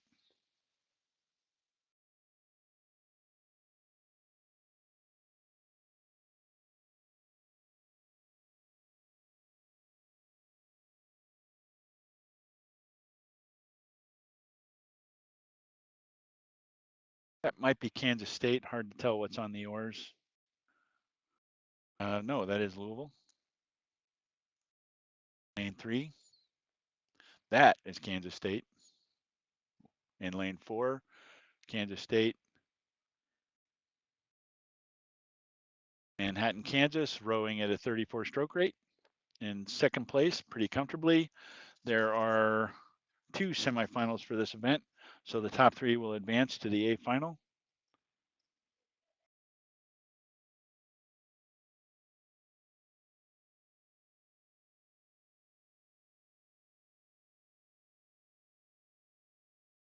Just coming up to the red buoys here with Louisville A solidly in first, Kansas State B solidly in second.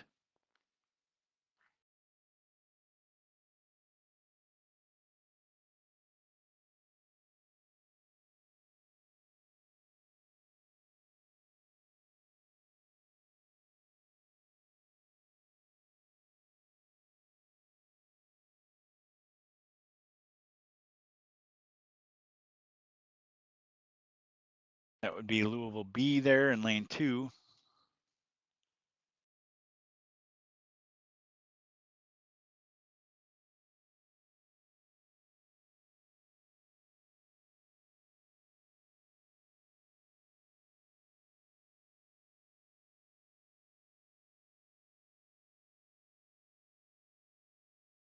And the finish tower view, Louisville A crossed the finish line first. They are the unofficial winners of event number 35.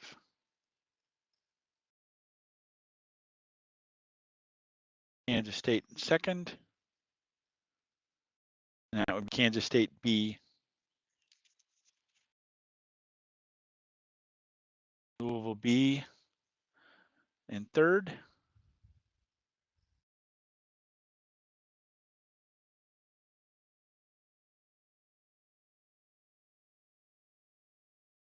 I believe that's Jacksonville in 5.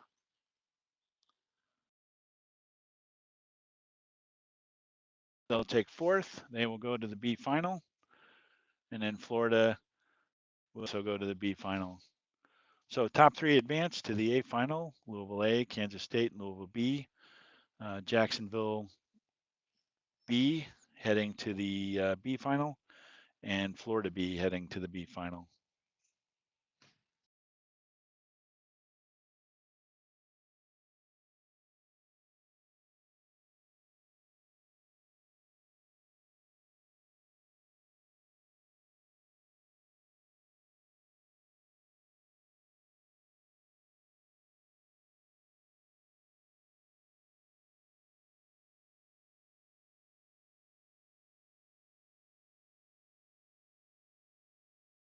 I'm going to disappear for just a minute and change my headset, so please bear with me.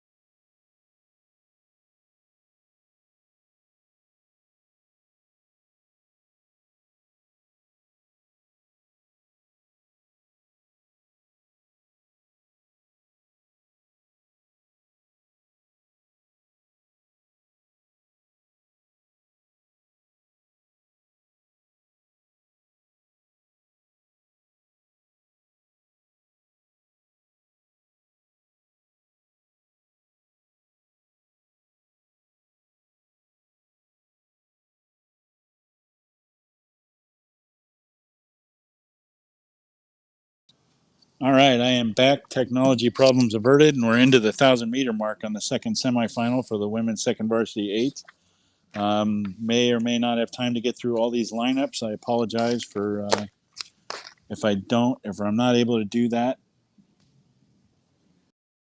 In lane 1, William and Mary.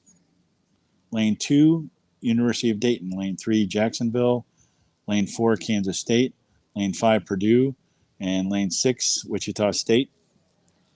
Since we're already in the last 1,000, I think I'll not try and do that. Maybe I'll get the lineups for the first couple boats. Looks like lane 3, Jacksonville, is in front with lane 4, Kansas State A in second place. That might be the University of Dayton women in lane 2. We'll see when we get another view here. Jacksonville, if they are over there in first place from Bow, Tegan Castleberry, Chase Reagan, Mackenzie Terinsky, Katie Coast, Emily Padiva, Catherine Geiger Costa, Isabella Militich, and Madison Santa Barbara, coxed by Hannah Gagnon. Yes, that is lane 3, and that is Jacksonville. Comfortably in first place here.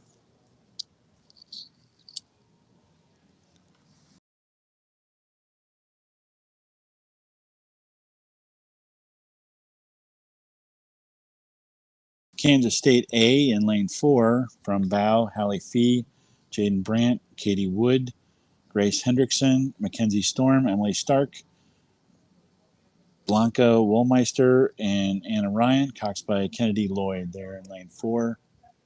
And they are in second place. And it looks like University of Dayton in third in lane 2.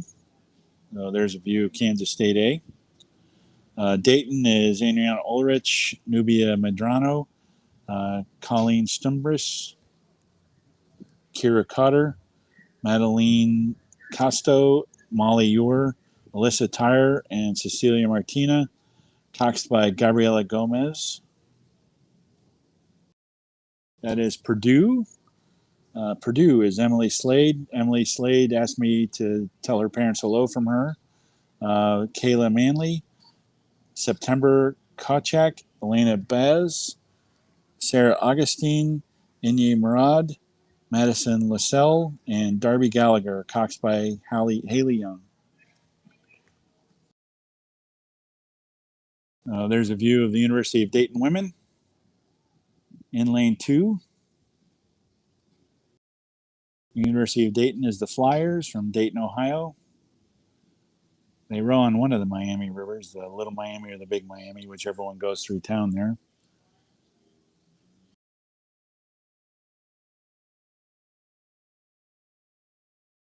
So Jacksonville is still out in the front. Looks like they picked up their stroke rate in the last 250 meters. They're at a 42.5. They are throwing it down. So that's what I talked about before about whether or not when you're far enough ahead, do you practice your sprint or not? But they are holding off a charge from Kansas State B. They were able to hold off that charge, though, with a slightly open water lead over Kansas State B. So again, the top 3 boats will advance. Jacksonville and Kansas State. I'm sorry, that's Kansas State A. Jacksonville and Kansas State A will advance, and University of Dayton will advance to the A finals, with Purdue, Wichita State, and William and Mary going to the B final. There's Purdue.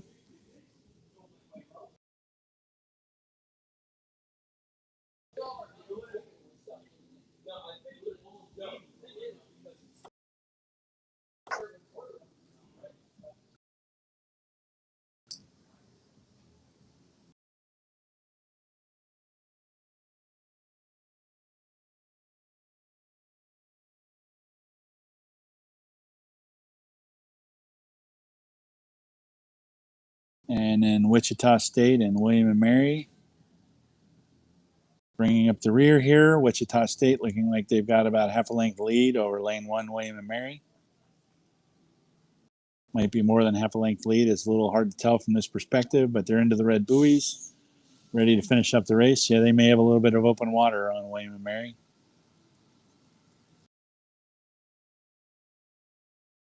And there's your 5th place boat, Wichita State, with about a length open water lead over William and Mary. And that concludes the women's second varsity 8 semifinals. The men's second varsity 8 semifinals are next, and they are on the water with Virginia Tech in lane 1, Delaware in lane 2, Virginia in lane 3, Notre Dame in lane 4, and University of North Carolina B in lane 5. And it looks like we're about 400 meters into the race with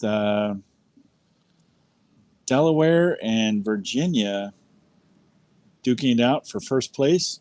Looks like Virginia has about a quarter of a length lead over Delaware. Delaware's really pushing them along.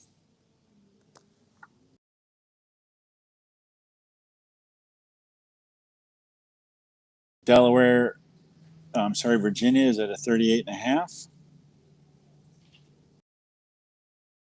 And Delaware's at a 37.5. Virginia's starting to open up a little bit, about a half length lead now over Delaware. Let me see if I can get through these lineups quickly. From Bow and Virginia Tech, lane 1, Cooper Poorman, Brady Gates, Everett Hunter, Henry Wilson, Haven Garrettson, Joseph Richardson, William Vidal, and Dylan Black. Coxed by Tessa Thubodeau. Delaware in lane 2, Jacques Hanlon, Samuel Weisbacher, Victor DePasquale, Conan Meredith, Zach Griffin, Joseph Farley, George Riley, and Samuel Beck. In Virginia, coxed by Dominic DeGloria.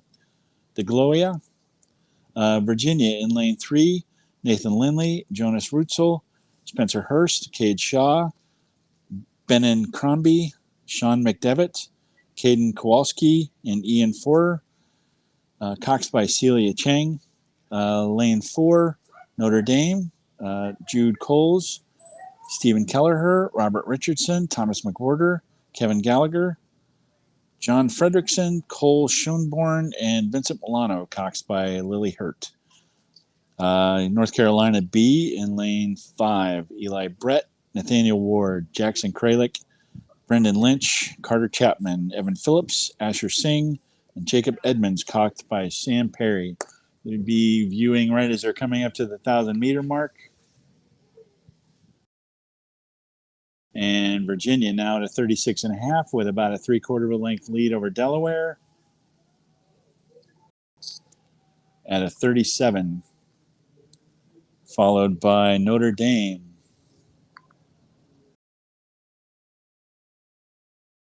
Virginia Tech, and North Carolina. 3 boats advance to the finals for this. Top 3 will go to the A final. The other 2 boats will go to the B final. Nice view of the 3 lead boats here.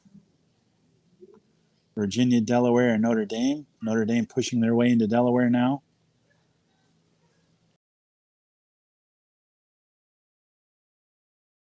Breaking down that lead a little bit. Virginia still comfortably out in first place. Good sharp blade work from the Cavaliers. Virginia now at a 38. Looks like they're popping a little bit of a move as they come into the 500.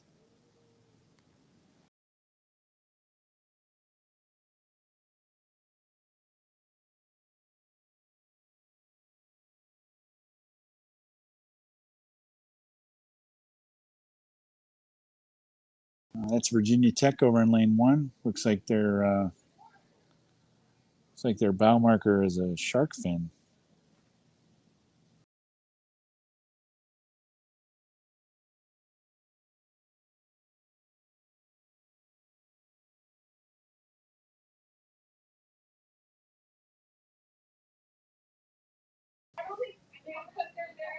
Oh, that's Virginia. I apologize for that. Virginia has shark fins for bow markers. Very nice. Also rowing with a bucket in the 7 and 6 seats. Notre Dame has now taken the lead for second place over Delaware.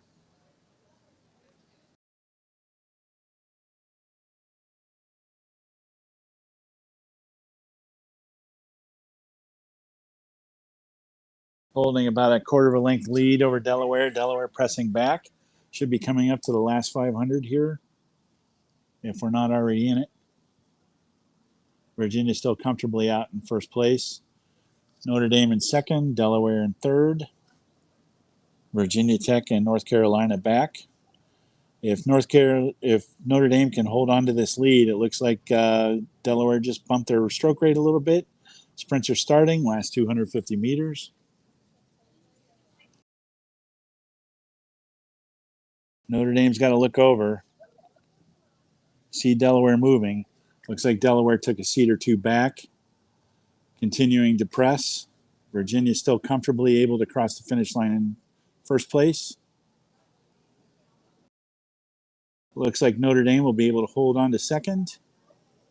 Oh, no, this one's going to be a photo finish, folks. Might be Delaware might have gotten that by about a 1/4 of a deck. We'll see what it says on the unofficial finish order. Looks like Delaware did get it. It should be less than a second.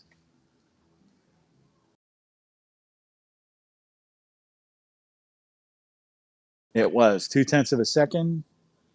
Difference between second and third place. So at that point, both of those boats advanced to the A final. It's going to be a matter of what lane they wind up in. The top two finishers from the first and second semifinal will be in lane 3 and 4. Then the second place finishers will be in lane 2 and 5. And the third place finisher will be in lane 1 and 6. So there's your finish order. Pretty close between the top three boats. We'll see how the second semifinal pans out, which might be on the water. Yes, they are. You can see them coming in the far left corner of the screen.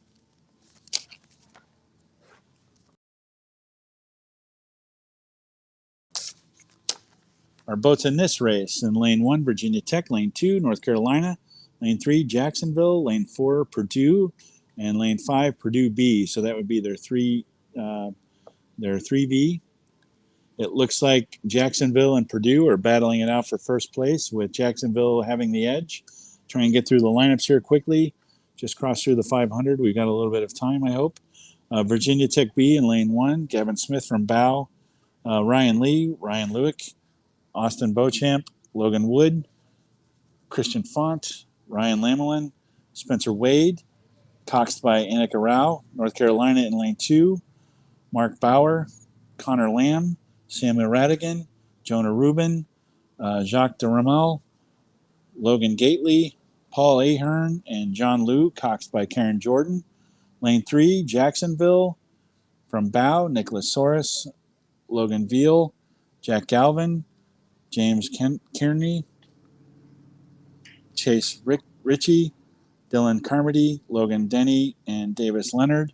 Lane 4 from Bow, Spencer Standhart, Aiden Driscoll, Thaddeus Filosak, Matthew Schneider, Brat Koch, James Clark, Alec Collins, and Ian Jenkins, coxed by not Ryan LeCamp, but Ryan LeCamp is the coxswain they've got on the lineup. And Purdue B, Noah Rosinski, Eli Paradis, Benjamin Schultz, Dylan Cullen, Thomas Burke, John Lucas, Grant Herman, Porter Little, coxed by Jonathan Colzarch. So Jacksonville still with about a half a length lead over Purdue,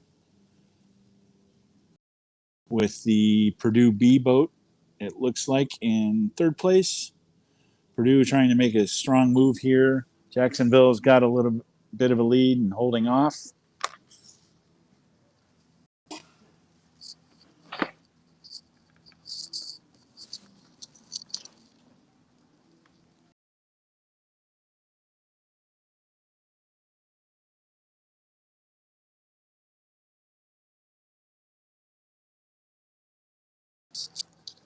Having some more technical issues here. It says that my PC is not plugged in. Hopefully I've fixed that. Yes, I believe I have now. All right, Purdue making a strong move back into Jacksonville here. They've got lots of time, but you don't want to wait too long. Now just down about a quarter of a length on Jacksonville.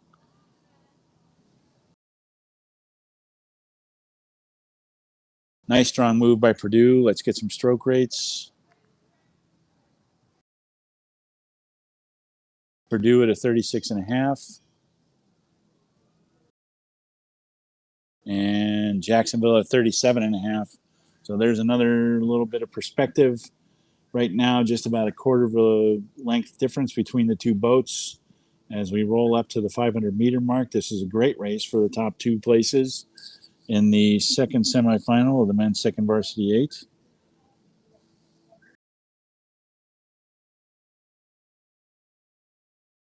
Purdue bearing down now. Great that these boats are right next to each other. All the oarsmen can hear the other boat.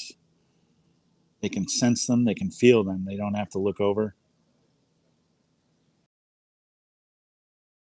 That's good rowing from both of those boats.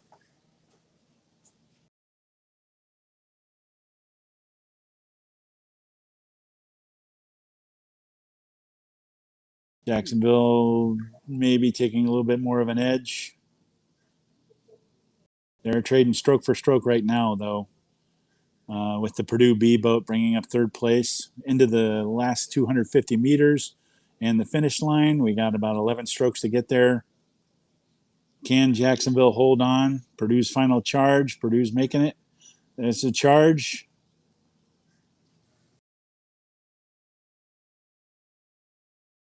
Well, I don't want to look away and look at my stroke watch, so we'll just watch how this finishes out. And it looks like Jacksonville was able to hold on. Both of those boats will definitely advance to the A final. They'll get another shot at each other. It's possible they may be. It's possible they may be next to each other again, depending on how the finish times from the other race turned out.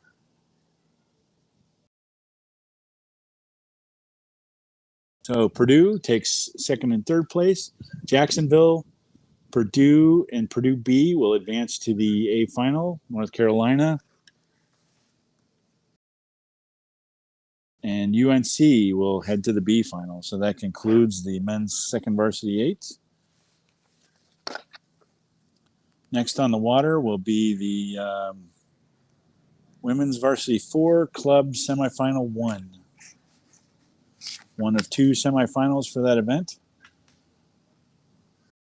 Scheduled to start in 2 minutes, so they may not be on the water yet. Nice racing there from those top three boats, especially that Jacksonville Purdue A race. That was a good one. About a second between the two boats.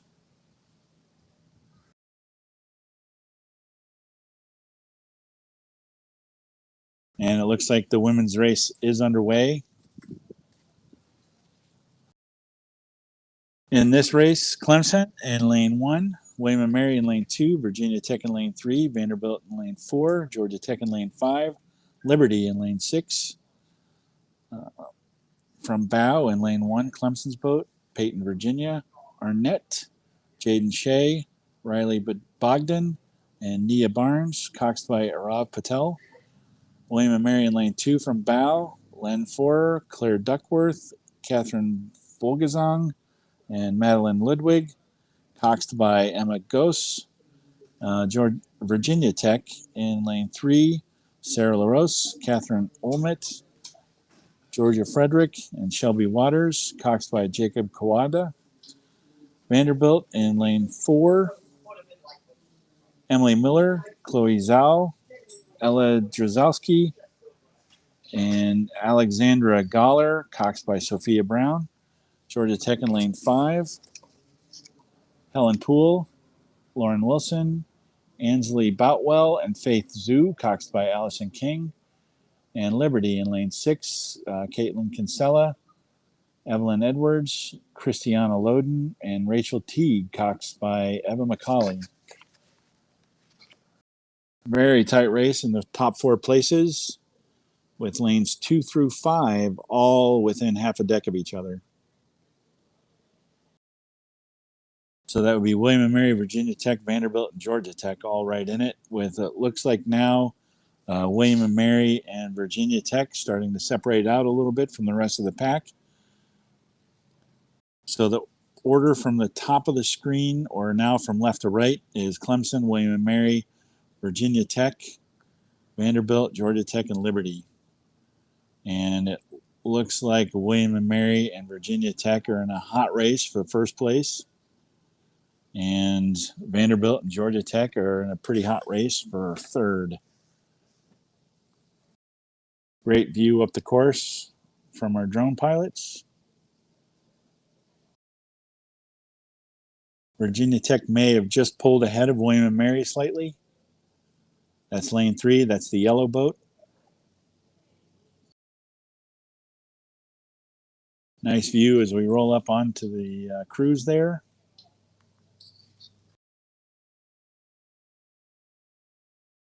.32.5 strokes per minute for Virginia Tech.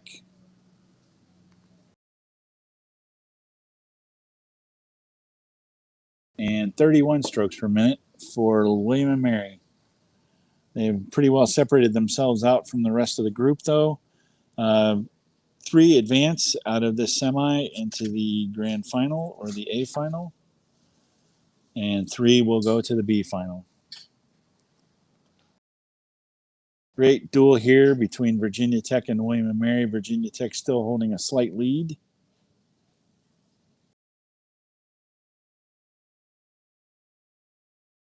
Vanderbilt now pretty solidly in third place.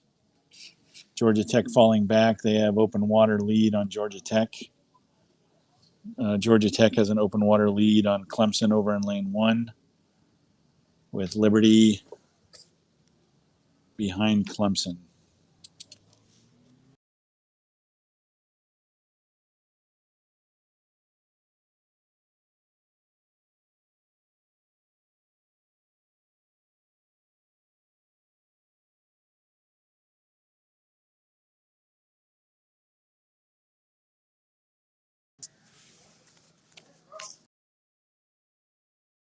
About a half a length lead for Virginia Tech over William and Mary right now. Let's check the stroke rates again.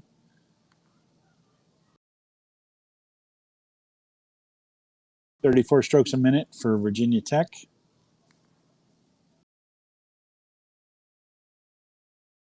And 33.5 for William and Mary. Virginia Tech still holding on to their about half-length lead. Vanderbilt still solidly in third place.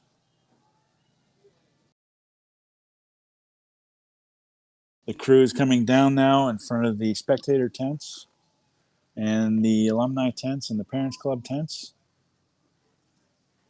You can hear the cheering.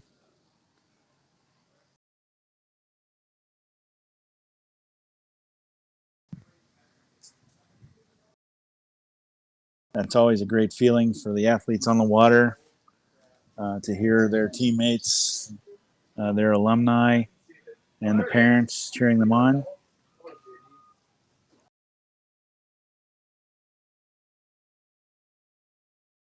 Should be coming up to the last 500.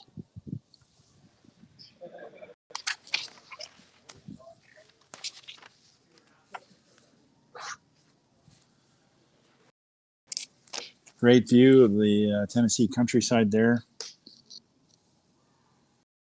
I know I said it earlier in the webcast here, but man, this is just a great place to row. Mountains. There's a dam on each end of the Melton Hill Lake. This is the Clinch River, I believe, dammed up. And so this section of it is Melton Hill Lake because Melton Hill Drive runs right along the side of the river. Many crews do spring training here. There's a picture of Vanderbilt in lane 4. Many crews do spring training here, and there are various regattas that are hosted by the Oak Ridge Rowing Association. Southern's has been one that has been here for a very long time. Coming up to the red buoys. Still Virginia Tech and William and Mary with strong leads. Vanderbilt still holding on to third.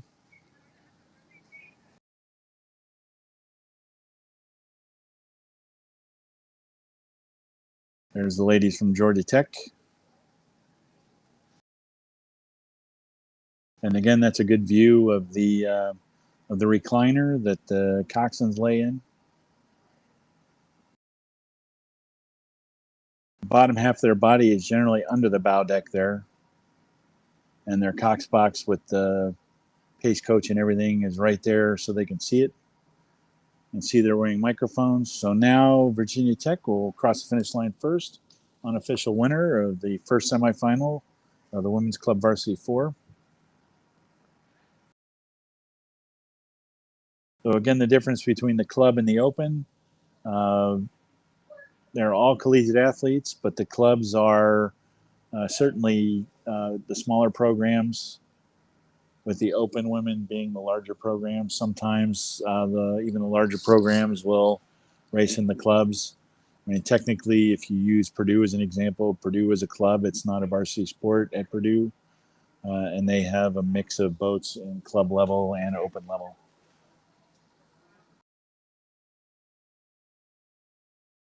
So Vanderbilt takes third. Virginia Tech, William & Mary, and Vanderbilt will advance to the A final. Georgia Tech, Clemson, and Liberty will advance to the B final. In the first of two semifinals for the Women's Club Varsity 4.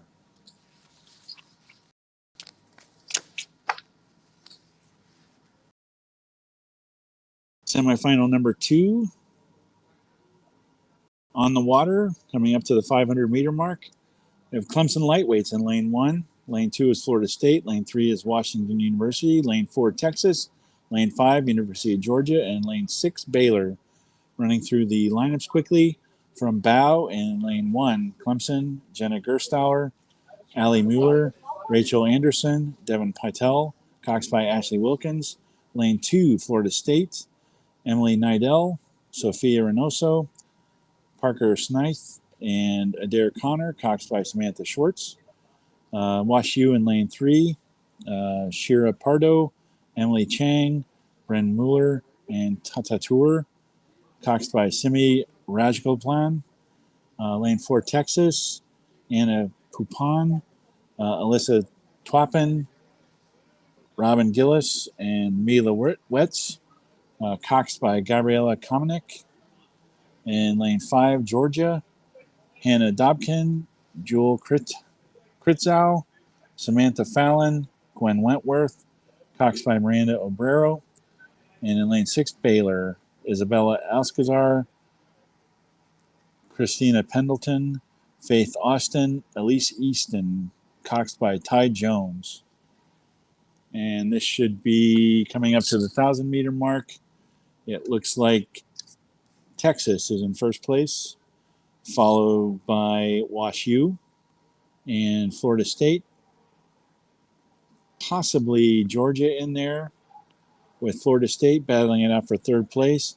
Baylor and Clemson Lights bringing up the rear.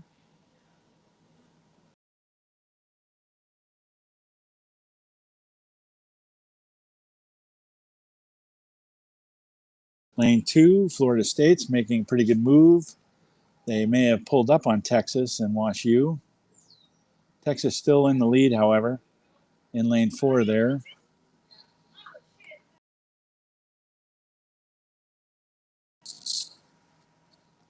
35 strokes a minute for Texas.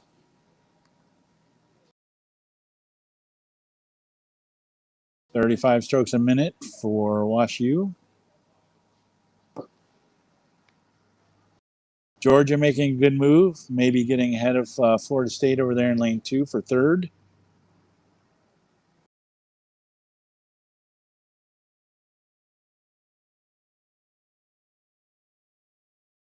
That was a quick view of the Clemson Lights over there in lane 1. There's Florida State. Well, that's Wash U in Texas. Texas still in the lead. This is a great view. Texas has about half a length lead over Wash U, who has about a quarter of a length lead over Florida State, who has about a length lead over Georgia. Georgia's still hanging in there, though. Still in a position to make a move. Can't wait too long. If they've got to make up a length and a half of water or a length and a half of distance, they need to start going now. But it looks like they are making that move. They have pulled half a length into Florida State. Wash U is pulled into Texas. Texas looks like they're flagging just a little bit. Wash U pressing their bow ball up to where the coxswain is. Wash U is making a great move here. Texas has got to hold them off. You can see the bow seat of the Texas boat looking over at that Wash U boat. Once again, from a coaching standpoint, we don't like it, but it's certainly hard to keep it from happening. Now, just about a deck down, Wash U is on Texas. Fatigue playing a big part in how everyone's rowing, what kind of power they can generate. Texas turning up the rate just a little bit. Probably in the last 500 meters now.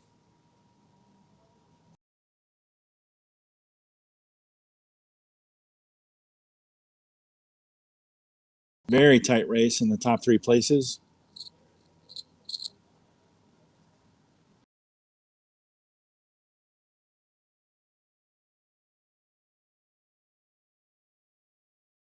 Texas still holding on over WashU, but WashU is making a heck of a charge here. And Florida State holding on to third, but just barely over Georgia. But WashU has cut the length down to just about a half or a quarter of a deck now. It's going to come down to who's got the last bit in the well that they can go to get across the finish line first. You talk about going to the bottom of the well. What do you have left? You're searching everything you've got. I think WashU has just pulled ahead of Texas.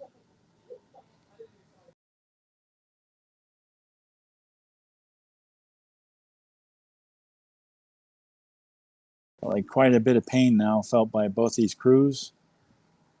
The fatigue really setting in. Yes, WashU definitely has the lead. They've got 3 seats now on Texas. And it's the big sprint to the finish line. We're in the red buoys. About 4 strokes left.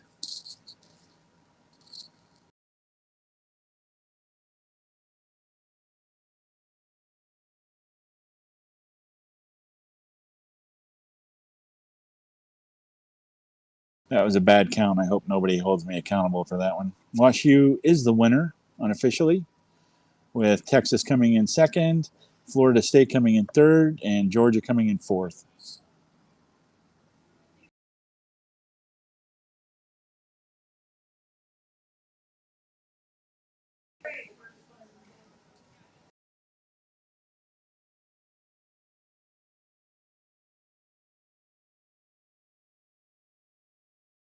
So WashU, Texas, and Florida State will unofficially advance to the A final.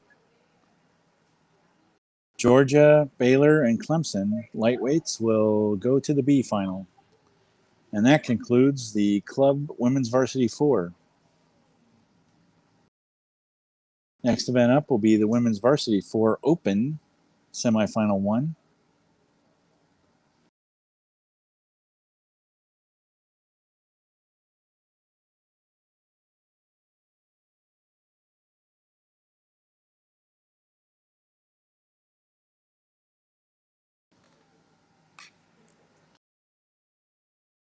Looks like they are on the water, approaching the 500-meter mark, with Kansas State in the lead, followed by Mercyhurst and Kansas State B, and then Rollins in lane 5. So from left to right, we got Rollins, Kansas State B, Kansas State A, and Mercyhurst. So Mercyhurst is in lane 2. We'll run through their lineup. From Bow to Bea Wieland, Katie Kontrick, Audrey Smith, and Elizabeth Northrup. Cox by Carrie Manning. Kansas State in lane 3. So that would be the boat that's in the lead right now. Anna Gurr in Bow, Emma Johnson, Jordan Gherkin, and Neva Ryan. Cox by Kirsten Schmalz. In lane 4, Kansas State B, Kyla Traub, Zoe Wharton, Sienna Pargeter Walker, and Emily Northcutt, Cox by Leah Royan. And Rollins B in lane 5, Sarah Monroy, Erin Hughes, Morgan Lane, and Emily Cazada, Cox by Brianne Engel. Kansas State comfortably in the lead with a couple of lengths open water on the second and third place boats. Kansas State B and Mercyhurst battling it out for second place. There are 2 semifinals here, so the top 3 boats advanced to the A final, and fourth place will go to the B final.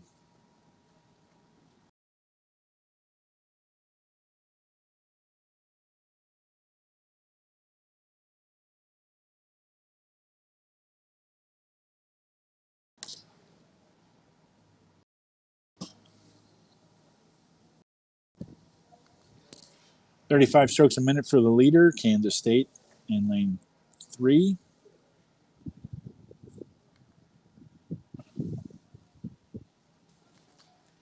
35 strokes a minute for second place boat, which is Jacksonville.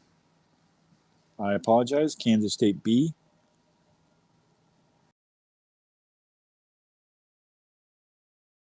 Mercyhurst in third place. Rollins in fourth. There's the bow of your leaders, Kansas State A.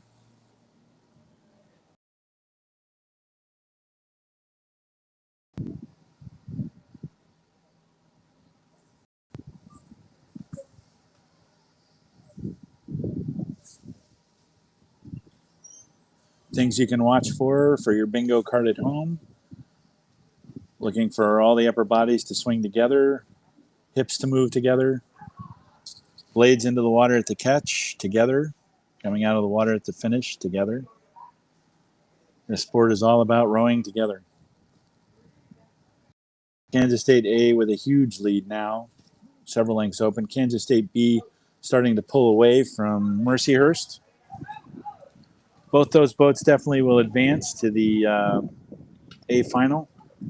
Mercyhurst will have a decision to make here whether or not they want to try and catch Kansas State B. At that point, they're racing for which lane they would be in for the A final.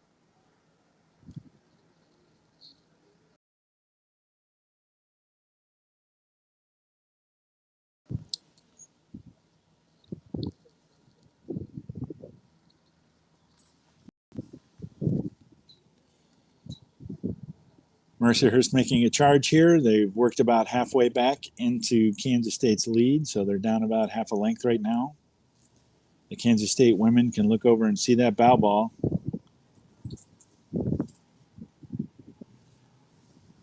If you have a lead, it's much easier to hold on to than if you are trying to work your way back in, because you can see them making their charge. So Kansas State will be trying to resist the motion of that bow ball as it moves through the boat. Mercyhurst taking another seat. Let's check some stroke rates. 38 and a half strokes a minute for Mercyhurst. 35 and a half strokes for Kansas State B. But Mercyhurst is certainly making a hard move. Traditionally, this has been one of Mercyhurst's practices, is to make moves like this in the last 1,000 meters. Kansas State A in the last 250. Looks like they are practicing their sprint. They've taken their stroke rate up.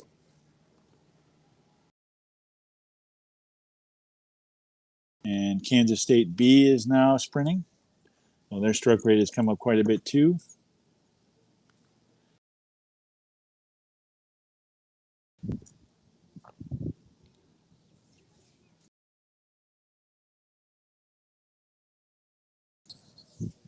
And Kansas State A will cross the finish line first, unofficially the winner of the first semifinal, the Women's Varsity 4 Open. It's going to be a tight one here between Mercyhurst and Kansas State B. Mercyhurst making another solid move. This is going to be a good one. It's going to be close.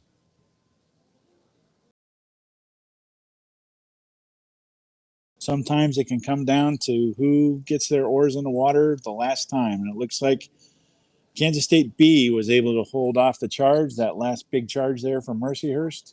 Both of those boats will advance to the A final. So Kansas State A and B and the Mercyhurst University crews heading to the A final and the Women's Varsity 4 Open, with Rollins coming in fourth. So about a quarter of a second distance between the Kansas State women B and the Mercyhurst boat. That's a quick one. Very good racing there. Nice work for those ladies.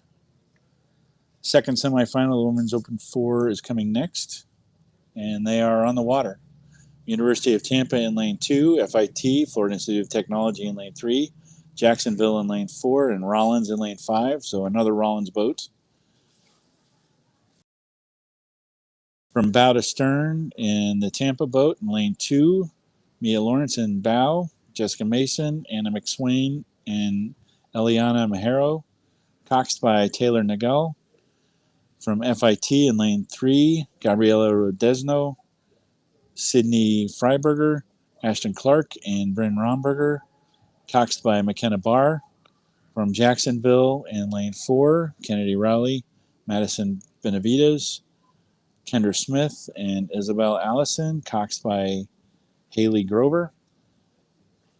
And in lane 5, from Rollins, Justine Hickey, Francesca Morgan, Tomasic, Lillian Groves, and Sophie Bolin, coxed by Dinah Rothman. So there's a good picture of Tampa in lane 2.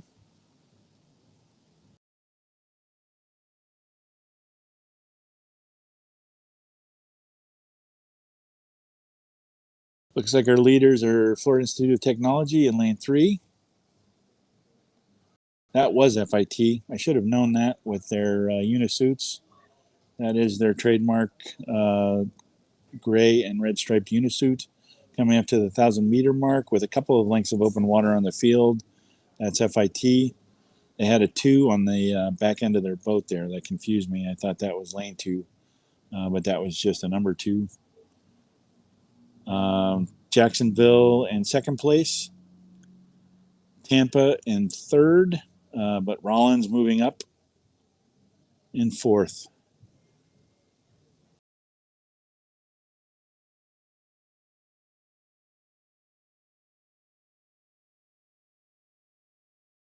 .33 strokes a minute for the leader, FIT.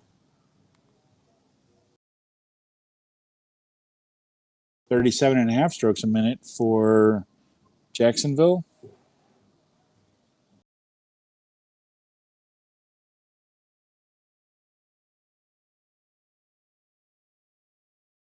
So some other things for the folks playing at home on their bingo cards. The length of the oars are variable. The spread on the oar locks, so the distance between the oar lock and the center of the boat is also variable. The size of the blades are variable, so there are all sorts of things you could do to change the load on the rowers. For the coxswains who are total nerds and gearheads, there are so many variables that you can play with, but you can really fine tune the rig of the boat to your crew. And if you have enough boats that your crew basically has the same boat all the time and the same set of oars, that's generally what teams do. Then they can make it so that it is perfectly rigged to the person. So Jacksonville pretty solidly in second place now over Tampa with about 3 quarters of a length of a lead. But Tampa's still hanging on. Rollins probably bringing up fourth place here. Again, 3 boats advanced to the A final. In this third 500, you can see body starting to slouch a little bit. Fatigue setting in. For the folks playing at home, watch the catches. Are the catches sharp? Are they all getting in? Are the blades all getting in the water at the same time? Are they able to apply that power?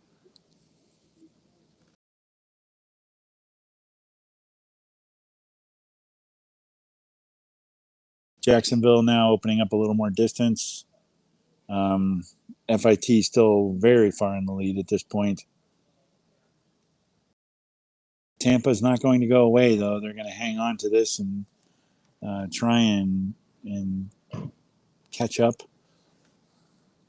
Both of these boats will advance to the A final unless anything happens. So Tampa would be racing for a different lane at this point. Doesn't look like Rollins will be able to challenge.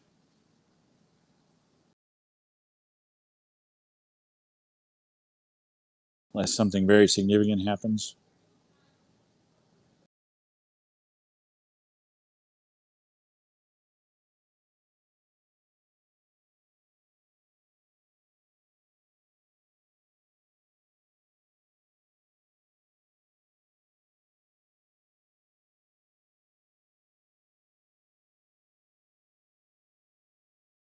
Jacksonville still holding Tampa off. FIT, there's your FIT, your leaders right now. And crossing the finish line first will be Florida Institute of Technology.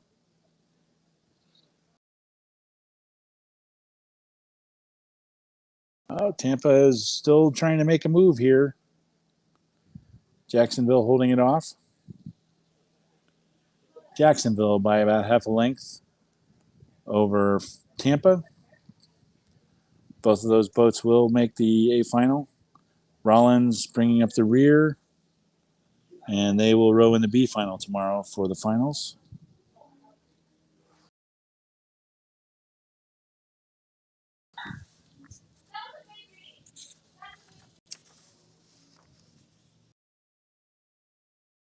Next up is the men's varsity 4 semifinal 1. This is the first of 3 semifinals, so the top 2 boats advance to the grand final. In lane 1, we have Baylor, 2 Texas Christian, 3 Wash U, 4 Jacksonville, 5 Central Florida, and 6 NC State. Lots of people to get through. We'll give it a try from Bow and Baylor's boat in lane 1. Trayson Thomas, Alvin Pokel, Maxwell Stewart, Brock Brandemeyer, coxed by Jordan Ferraro. In lane 2, Texas Christian, Scott Stone, Miguel Avalos, John Mejia, William Carroll, coxed by Liliana Mate. In lane 3, Wash U, Henry Phillips, David Seymour, Marco Donahoe, and Jonathan Hale, coxed by Will Vianess. In lane 4, Jacksonville, Max Dajnowitz, Ian Brown, Ariel Lorente, and Donovan Kesson, coxed by Margot Purcell. Central Florida in lane 5, William Goodale, Jesse Cohen, Noah Heskin, Pierre Olivier Goulin, coxed by Z Lin, and NC State in lane 6, Wilfred Charbonneau, Jack Lawler, Caleb Narr, and Charles Wolshin, coxed by Aiden Pierbolta. And our leader right now is Wash U in lane 3. So the lanes are numbered from right to left. Lane 1 is on your right.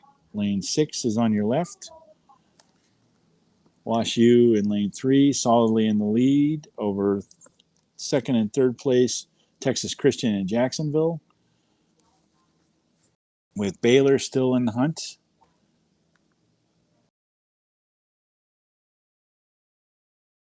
32.5 strokes per minute for Wash U.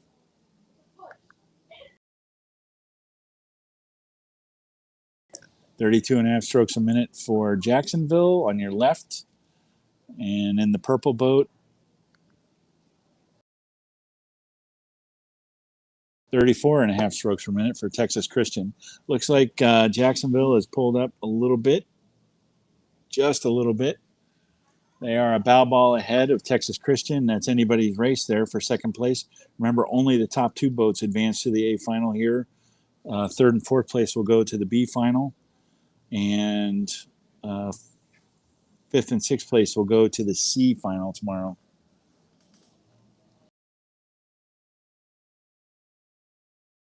Wash U with an open water lead there in the green stripe deck boats and the green and red oars.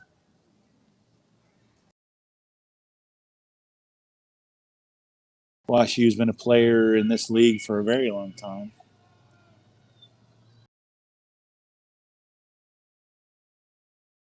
Texas Christian just edging out Jacksonville right now. About a quarter of a length lead over Jacksonville. It's going to be a barn burner there for those 2 boats. Jacksonville's got a match and go.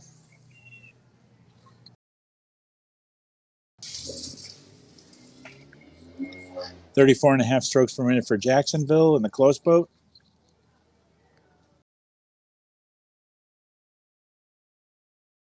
33.5 strokes per minute for Texas Christian. So Texas Christian is understroking the Jacksonville boat by about a beat. They may have a little more left in the tank by the time they get to the last 250 or 500. It's going to be who can hold on to it longer at this point. And then again, who's going to have the ability to go to the well.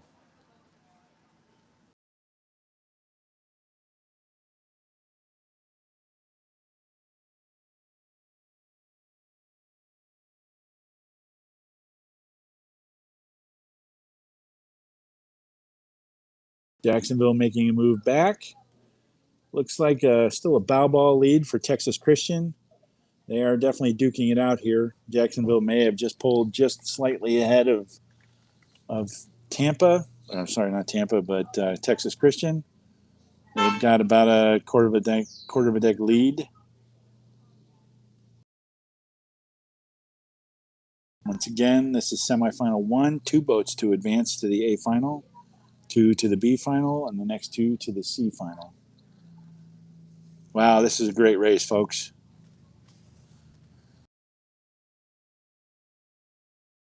Each bow ball surging ahead with each stroke. I mentioned it once before in an earlier race. It's going to be a matter of who can get their oars in the water that one extra time, but it looks like Jacksonville may be edging ahead just slightly. WashU definitely has this one in hand for the win.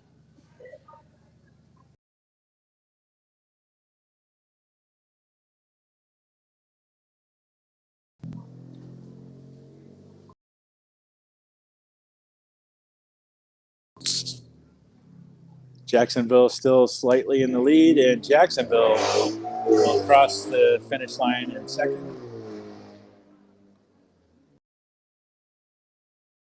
I apologize. That was WashU crossing the finish line first. Texas Christian looks like they edged out Jacksonville for second place. Yes, sir.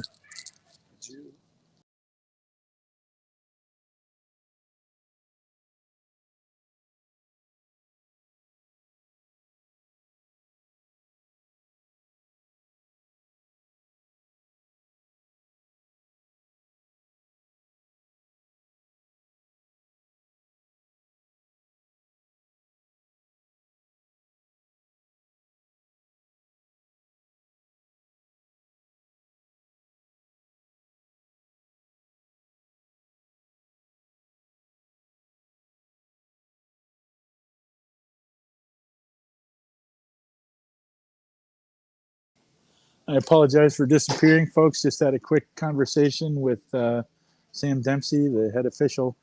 WashU and Texas Christian will advance to the A final.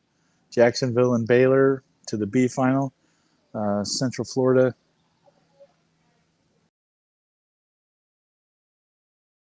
and NC State to the C final.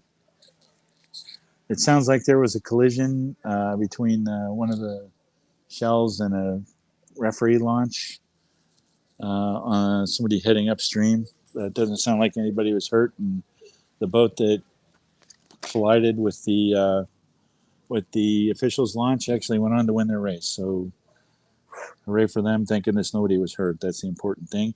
Second semifinal, the men's varsity 4.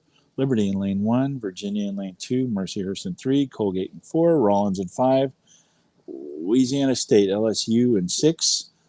Let's get through some lineups quickly. Ethan Alley, Travis Hogan, Cole Chateau, and Gideon Abbott with Cox and Elena Schaefer in Liberty in lane 1. Stephen Burke, James Kine, Alexander Bloomberg, Jacob Hilliard, Cox by Chase Lemley with Virginia in lane 2.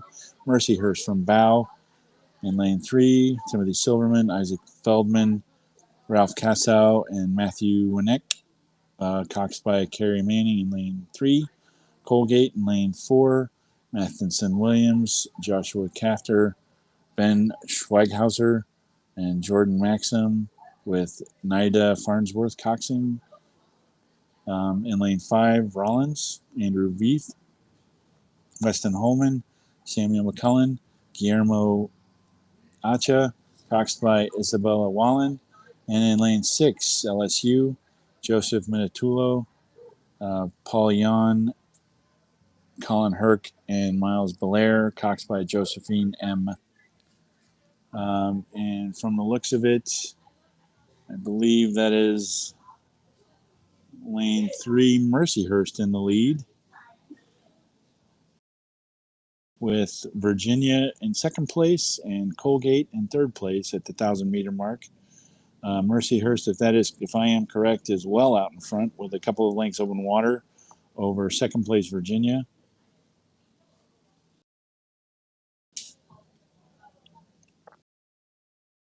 That would be lane 1, Liberty, crossing the 1,000-meter mark.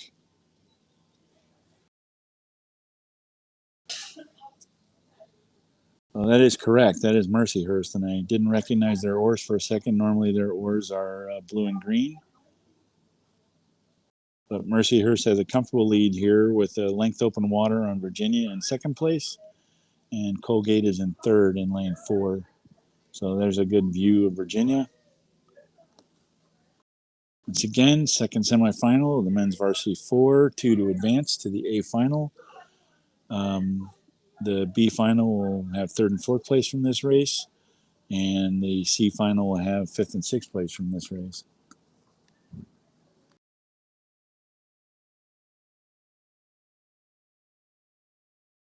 Mercyhurst at a 36. Looking very comfortable, strong, a good technical row. Bodies are all moving together.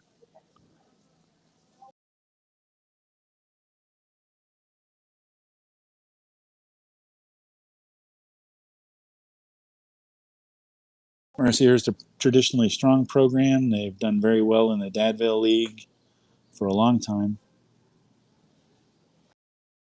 Even back when I was rowing in the Dadville League back in the 80s, Mercyhurst was always a strong program. They're in Pennsylvania, I think somewhere around Erie, Pennsylvania, on Lake Erie.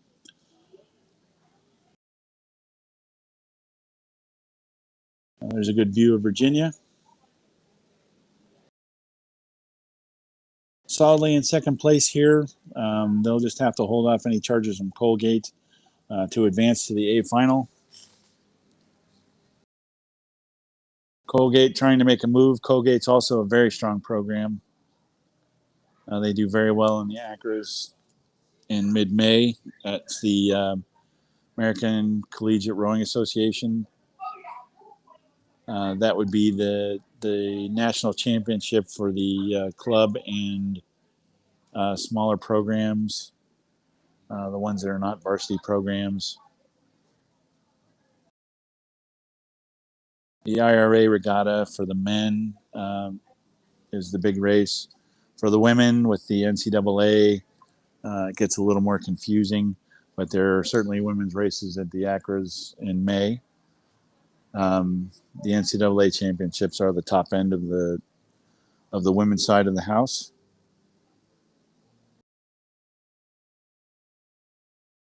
So Colgate making a big charge. Mercyhurst will definitely cross the line first, so they'll definitely advance unofficially to the A final. And we should see Virginia crossing next here with about a 3/4 of a length lead over Colgate. So Colgate will head to the B final. Mercyhurst and Virginia advance to the A final. Colgate and I believe Rollins will head to the B final. That's Rollins crossing the line. And then LSU and Liberty will head to the C final. There's Liberty in the red boat.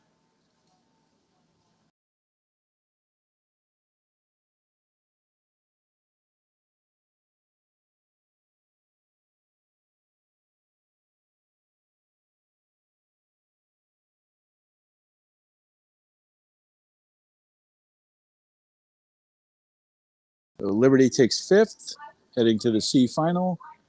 And we should see LSU coming. There's LSU. So that completes the second semifinal for the men's varsity 4. The third semifinal is coming up, should be on the water. Scheduled start time was 4:39. But seems like the officials have been running just a little bit ahead. So once again, Mercyhurst and Virginia head to the A final. Colgate Rollins, the B final. Yes, it looks like the officials are well ahead of the race here. The third semifinal is on the water from right to left. We have Georgia Tech in lane 1, Clemson in 2, Alabama in 3, Florida in 4, Florida State in 5, and High Point in 6. In lane 1 from bow, Georgia Tech, Yakil Kumar Candela. Victor Hendrickson, Harsha Sadamapudi, and Mahir Hingwi, coxed by Valerie Zaborowski. Clemson in lane 2 from Bow, Ryan Campbell, Samuel Steinmetz, Hayden Johnson, Jack Greenway, coxed by Kaylee Board. In lane 3 from Alabama, Jake Holcomb, Maxwell Wahoff, Josh Queen, and Michael Patton, coxed by Corson Keister. And lane 4 from Florida, Geroyd Ridnour, Thomas Spellmans, Griffin Martin, and Hunter Falon, coxed by Tracy Koo. And lane 5 from Florida State, Lucas Garala, Jamison Ringmelski, Gavin Pufall, and Max Condi, coxed by Meredith Witterspan. And in lane 6 from High Point, Nick Ganella, Jackson Weber, Andrew Seaman, and Xavier Little, coxed by Nicholas Greiner. And it looks like lane 5 is currently our leader. No, I apologize. That's lane 4. So lane 4 is Florida, well ahead of the pack. Open water lead on lane 3, Alabama. Once again, 2 advance to the A final. Third place is Clemson in lane 2. So just dropping out of the bottom left-hand corner of your screen there was the leader, Florida. And then Alabama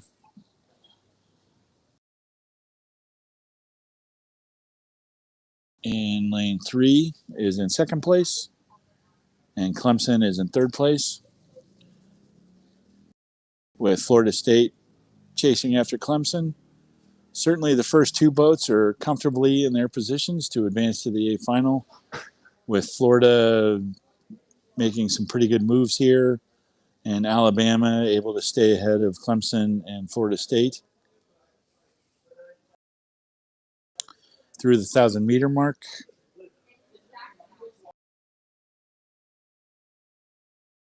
that is Florida in lane 4.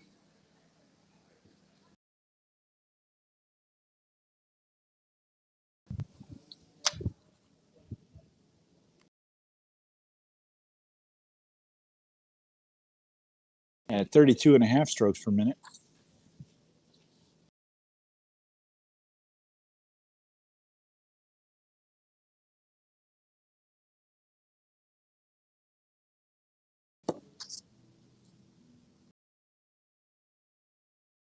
That's Clemson in lane 2.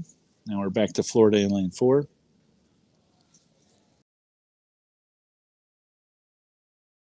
So they're through the 1,000-meter mark, rolling up on the 1,500-meter mark. They can hear the cheers of the crowds from the banks. I can hear the Florida fans cheering on the Gators. Alabama still in second place, followed by Clemson, with Florida State in fourth. Top 2 advance, so it looks like right now Florida and Alabama are in position to advance to the A final. There's Alabama.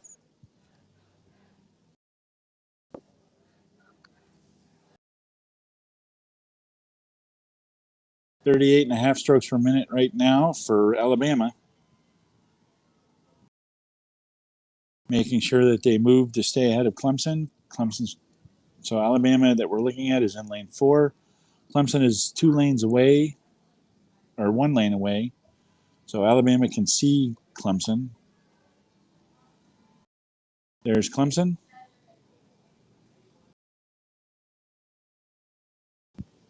So Florida and Alabama solidly in first and second place.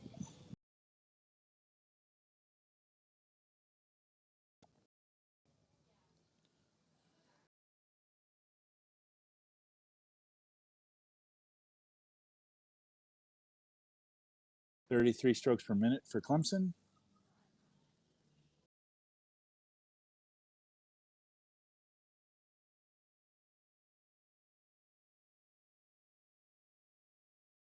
That looks like High Point over in lane 6.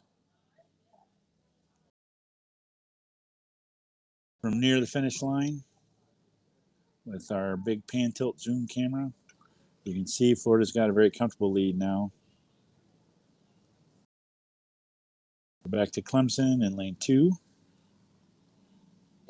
Still looking strong, still in the fight. But unless they can pull out some really big moves here, Alabama will probably advance to the A final.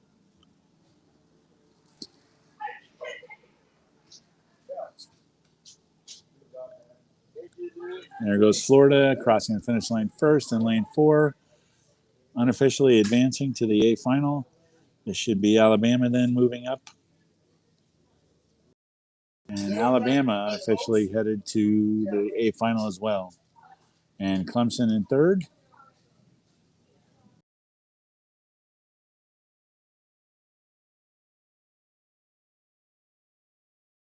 And Florida State in fourth. So Florida and Alabama, unofficial first and second place, heading to the A final, with Florida State and Clemson to the B final. And High Point and Georgia Tech will round out the C final. And that concludes the men's varsity 4.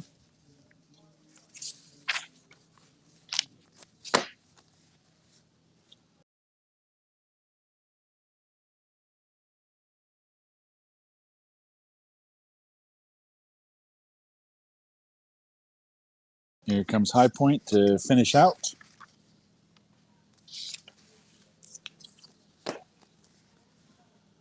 Next event is the women's varsity 8 club, semifinal 1. It's the first of 2 semifinals. They are on the water, approaching the 500-meter mark. We have High Point University in lane 1. Lane 2 is William & Mary. Lane 3 is Clemson. Lane 4 is Georgia Tech. And lane 5 is Liberty.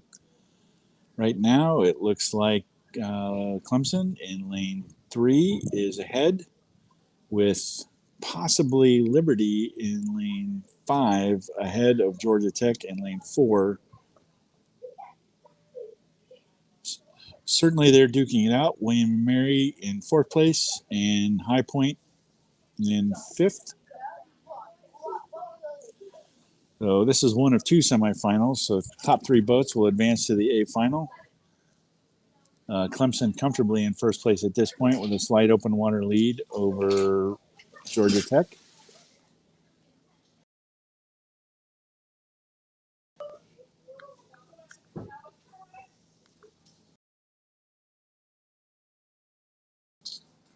.32.5 strokes per minute for Clemson.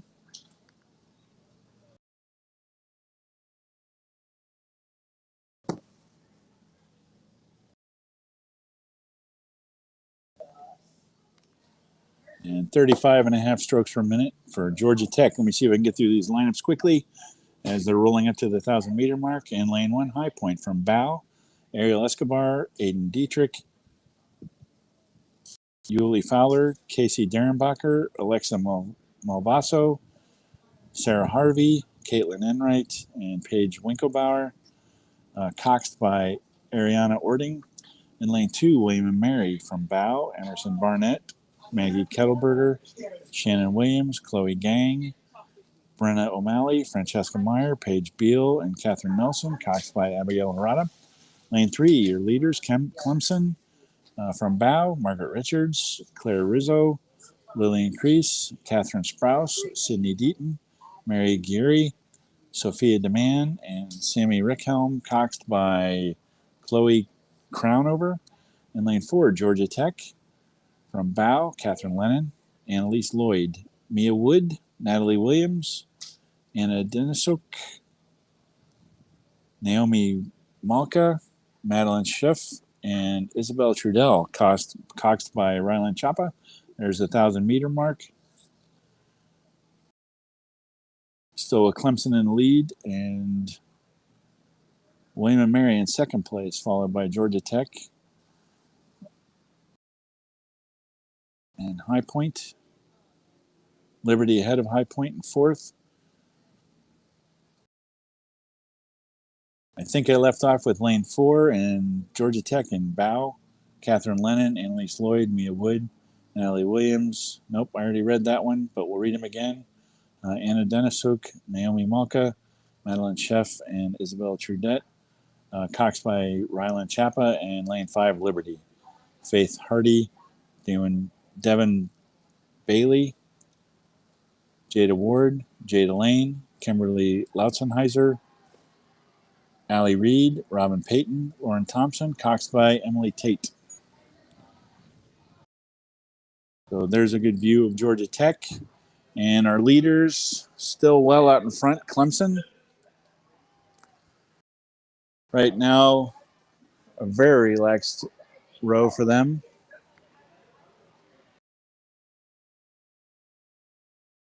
30.5 strokes per minute.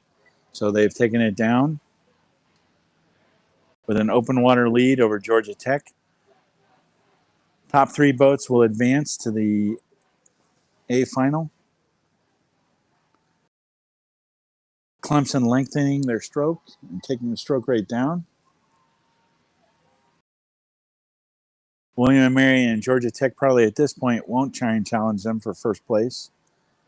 So Clemson is able to cruise to the finish line. So Clemson the leader right now with Georgia Tech in second place.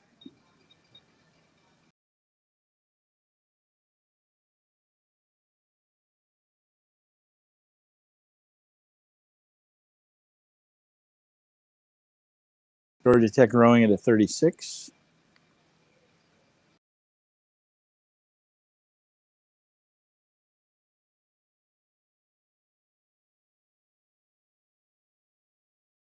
Still looking strong.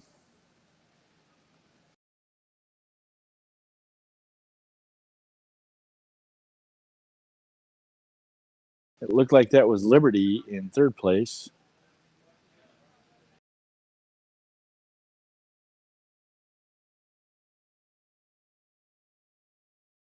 Liberty, a relatively young program.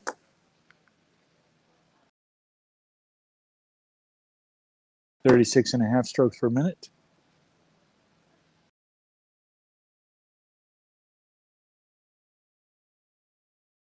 Your leaders, Clemson, into the red buoys, approaching the finish line. There's William and Mary in lane 2.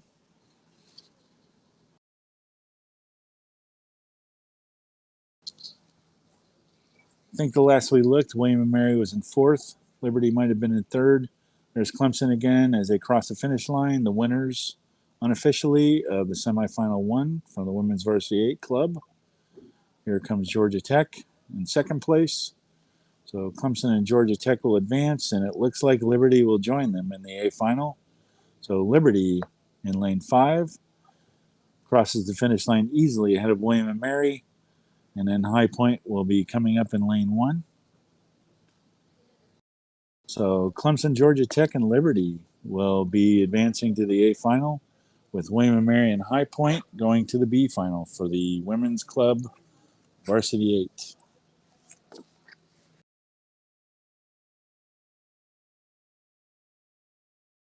Next up will be the second semifinal of the Women's Varsity 8. Probably already on the water. We'll go ahead and go through the lanes. Emory is in lane 1, Florida in 2, Central Florida in 3, Wichita State in 4, Tulane in 5, and Virginia Tech in lane 6. Top 3 will advance. There's a picture of the finish tower and the folks working hard there.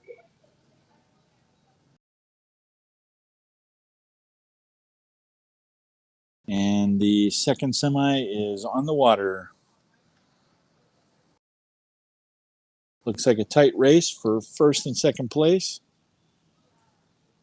between the middle 4 boats, Florida, Central Florida, Wichita, and Tulane. With the outside boats, Virginia Tech and Emory not out of it, but not necessarily out in front here. Lane 2 appears to be the leader right now. Potentially it's lane 4, Wichita State. It's between lane 2 and lane 4. Florida's in lane 2. That would be the boat on the right. And Wichita State in lane 4. That would be the other leading boat in the middle of the pack. Let's get through our lineups. In Emory's boat in lane 1 from bow, Catherine Forrest, Ali Hom, Gianna Schulp, Amelia Lawler, Elizabeth Sweeney, Benson, Kate Siegel, Angel Halloran, And Maniola dos Santos, coxed by Janie Carr. Florida in lane 2 from Bow, Anna Craig, Anna Claire Skipper. Shelby Jones, Sari Simon, Greta Higginbotham, Taylor Francis, Alexandria Donovan, Tyler Hall, coxed by Adriana Figueroa. Central Florida in lane 3, Jenna Russell, Francesca Ramirez, Ayana Privat, Emma Faulkner, Callie Keel, Maya Edwards, Brooke Mancini, Grace Ragland, coxed by Daniela Walters. Just a quick check. It looks like Wichita State has about a quarter of a length lead over Florida, with lane 3, Central Florida in third, and Tulane in fourth place. But it's anyone's race here. At this point, all 4 of those boats are in contact, and we're still pretty early in the race, coming up to the 1,000-meter mark. Let's go through Wichita State's lineup. In lane 4, Shelby Fuqua, Leah Shipman, Mackenzie Amphone, Taylor Spinelli, Elizabeth Lizzie Kuntz, Cassidy Barr, Bailey Wise, and Maureen Wetta, coxed by Tony Lee. Tulane in lane 6, Lauren Tedisco, Mia Makovich, Melanie McAdoo, Abdel Colt, Madeline Davis, Kayla Keats, Emma Goldberg, Lockley McElroy, coxed by Reagan Strassel. And lane 6, Virginia Tech, Kaila Logan, Gabrielle Kasnoka, Haley Hobbs, Adele Barnes, Georgia Spiegel, Elizabeth Fuller, Gabriella Alcella, and Lily Tylek, coxed by Tessa Thibodeau. So Wichita State looking like they are about half a length up on second place Florida. Lane 3 and lane 5, Tulane and Central Florida are in an almost dead heat for third place. Wichita pretty comfortably in the lead, but Florida still can make a pretty strong move here. And you can't discount Central Florida and Tulane being in this too. So this far into the race, coming up to the last 500 to go, Tulane will probably have to make an incredible move to get back in there. Central Florida and should be able to hold them off for third place, but right now it's Wichita State and Florida's race. Top 3 advance to the A final. Bottom 3 will advance to the B final. So it looks like lane 3, Central Florida, is now moving ahead of Tulane just a little bit. Wichita State still holding about a quarter of a length lead over Florida.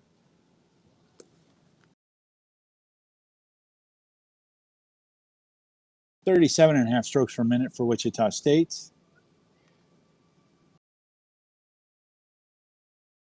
.36.5 strokes per minute for Florida. Florida may still have a little more left in the tank here. They've been understroking Wichita State. We'll see how that comes out. Central Florida is still in the hunt here, though, in contact with both of those boats. Central Florida, traditionally a good sprinting team. Tulane's not letting them go. They are pushing back in. This is a great race, folks. Middle 4 boats really tearing it up.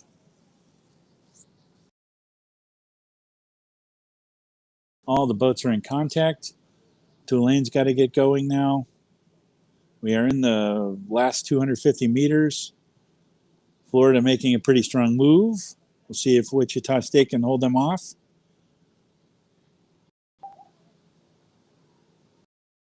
Florida sitting up tall, and they're going to go.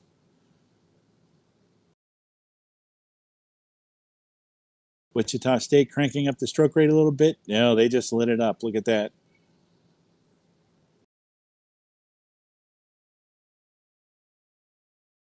So Wichita State still in the lead, followed by, Florida just edged them out there. Wow, that was a weird perspective for me. Florida crossing the finish line first ahead of Wichita State, and Central Florida. That was an incredible move by Florida there.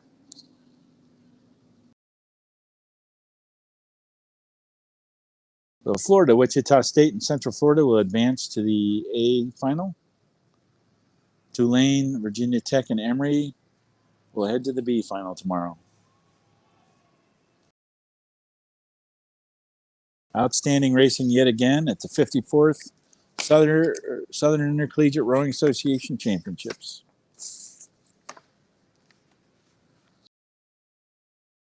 Next up, we have the Women's Open Varsity 8 with 4 boats. Lane 2, Purdue. Lane 3, Louisville. Lane 4, Mercyhurst. And Lane 5, University of Dayton. And they are on the water. Heading up to the 500-meter mark.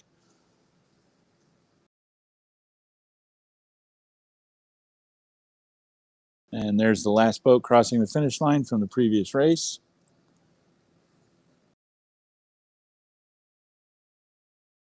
Looks like the Louisville women are in first place right now in lane 3, followed by Mercyhurst and Purdue, with UD women still in the hunt as well. This is a tight 4-boat race. 2 semifinals here, so the top 3 in each of the semifinals will advance to the A final. Let's go ahead and get through these lineups. In Purdue's boat, in lane 2 from Bow, Cara Benbow, Ellie Haney, Elena Papadrea, Gabriela Stricka, Stephanie Stradica, Julia Hopper, Sophie Shabazz, and Nicolette Hallahan, coxed by Brianna Ruggiero. Louisville in lane 3, Isabella Yola, Madeline Guerin, Peyton Stinson, Macy Wisenand, Kylie Leonard, Eva Peplowski, Claire Carver-Ritter, and Alexia Bernard, coxed by Isabella Hussey. In lane 4, Mercyhurst, Blythe Lyons and Bow, Holly Purvis, Autumn Kearney, Grace Krausney, and Catherine Muller, McLean Zajidek, Aaron Jackson, Tegan Spracklin, coxed by Emily McCauley. And in lane 5, University of Dayton, Angelina Koch, Annika Rausch, Paige Sherlock, Kiara Fortunato, Caitlin O'Laughlin, Catherine Blandford, Catherine Fraser, and Sarah Duncan, coxed by Emily Walker. So our present order is Louisville in first place, followed by Mercyhurst, Purdue, and University of Dayton. That's Mercyhurst. So Louisville is the first boat you saw go through. University of Dayton is in third place, and Purdue is in fourth place.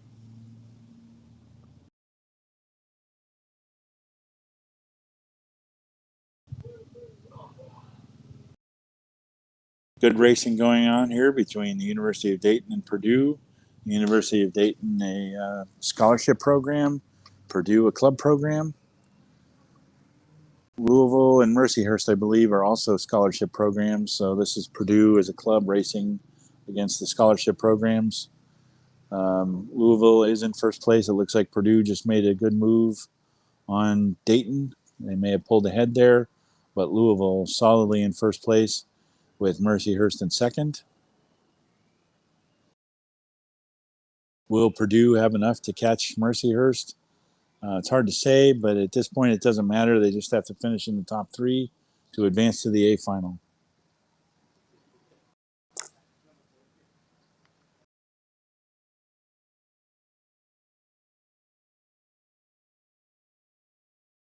.35 and a half strokes a minute for your leaders, Louisville. 36 strokes a minute for Mercyhurst.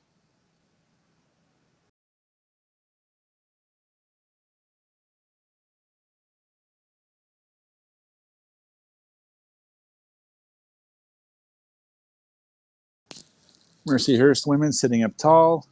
Good long strokes. Looking strong. Louisville still putting down a little bit stronger piece today. So they have their open water lead over Mercyhurst. Mercyhurst able to see Purdue pretty well and hold off their charge. Looks like Purdue is about 3/4 of a length, maybe a length up on University of Dayton at this point. They're chasing after Mercyhurst. It'll be tough for them to catch, but they still just need to finish in the top three to make it to the A final. Dayton looks like they're making a pretty strong move now. They've increased their stroke rate.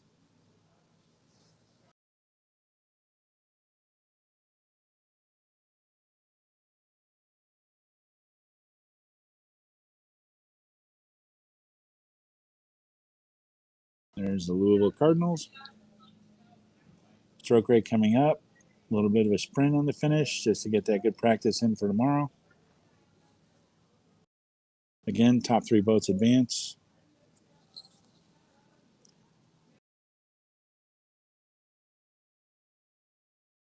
With the last place boat going to the B final.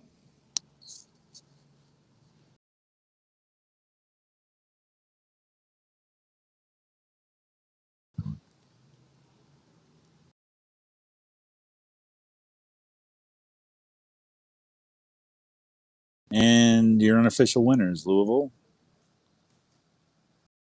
Should see Mercyhurst coming into view.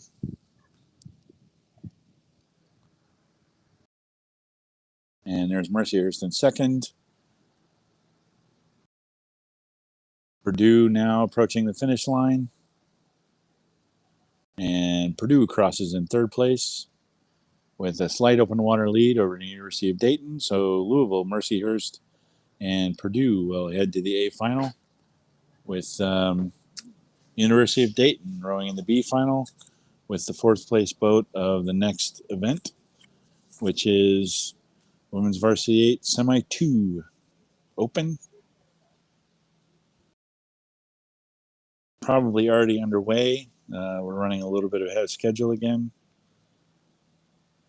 Vanderbilt will be in lane 2, Jacksonville in lane 3, Kansas State in 4, and Rollins in lane 5. There's a view of the lagoon. That's where all the boats launch and land. And all the way around that lagoon on the backside of it is trailers and boats. And those roll all the way up that side of the lagoon up past the boathouse. You can get a good view of the alumni tents and the vendors' tents. And there's a parking lot with the Oak Ridge Rowing Association boathouse. Got some buses, some more trailers. There's the Purdue camp. And semifinal 2 is underway. It looks like Jacksonville is in the lead with Kansas State in second place. And a tight race between Rollins and Vanderbilt for third. Let's go through the lineups quickly. In lane 1, or in lane 2, I'm sorry, Vanderbilt. Nia Charland, Serena Samuel, Amelia Simpson, Nora Kolb, Ivy Thornborough, Julia Ayer, Yenny Jun, and Hannah Thomas, coxed by Dylan Cameron. Jacksonville in lane 3, Greta Geiser, Nia Lamb, Holly Rouser, Olivia Coffey, Hannah Williams, Ginger Hubbard, Gabby Huxtable, and Ann Gertis, coxed by Mackenzie Thurlow. Kansas State in lane 4, Kay Packabeer, Simone Simmons, Madeline Barrett, Grace Hall, Madison Kohler, Rachel Harmon, Sylvia Cunningham, and Grayson McLean, coxed by Paige Fox. And Rollins in lane 5, Olivia Prelog, Isabella Espino, Nina Nikolic, Maria Gutierrez, Grace Ulrich, Chloe Smith, Kinsey Sparks, and Abigail Kessa, coxed by Maria Lippman. Looking back in again, Jacksonville solidly in first place over Kansas State. Kansas State still well in contact, though. That race could go either way. Looks like Vanderbilt's presently in third place with Rollins in fourth place.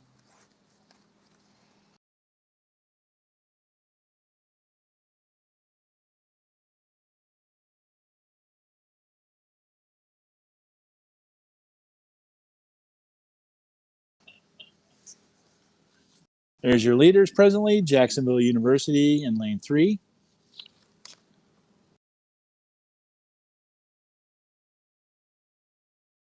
Solid 37.5 strokes a minute, crossing through the 1,000-meter mark.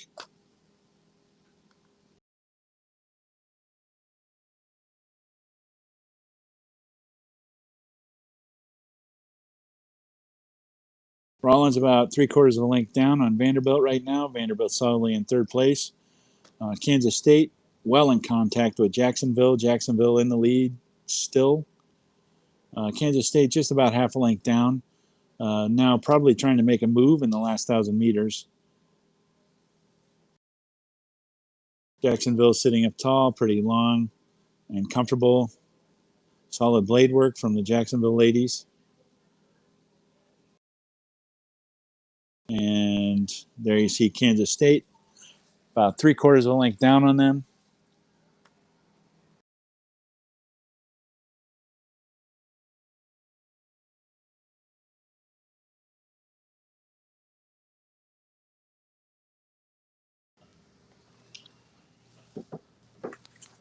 Jacksonville opening up a little more distance. Kansas State ladies are working hard into this, but again, this is one of those things where you have to make the decision. Is it worth it to try and get in the middle two lanes if you're going to make it to the grand final or the A final? It's okay to be in lane 2 or lane 5. You can just as easily win from there.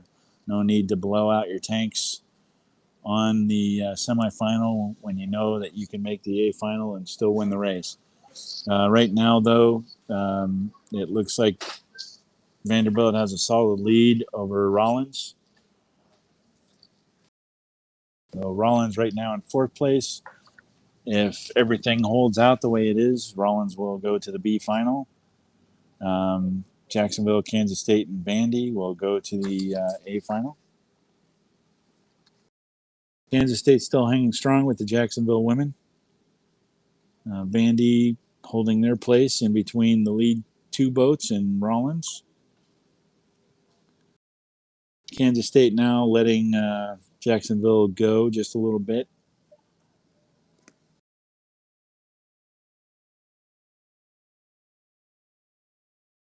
Kansas State's rate is now 34. And Jacksonville's pumped it up to a 38.5. So Kansas State not starting to raise their rate any. Jacksonville is practicing their sprints as they hit the last 250. As the rates come up, the things to look for those of you playing along on the bingo cards at home is do the rowers stay long? Do they keep their length? Does the blade work change? If you increase the stroke rate without increasing or keeping your effectiveness where it needs to be, you can lose boat speed on a sprint, and that is non-optimal.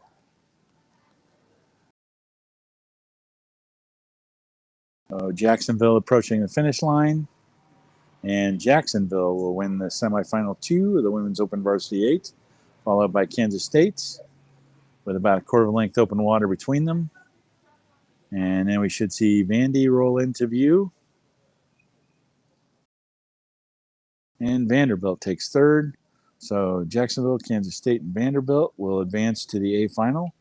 And Rollins now approaching. And Rollins will head to the B final. So that concludes the Women's Varsity 8 Open. Another good view of our finish tower, folks.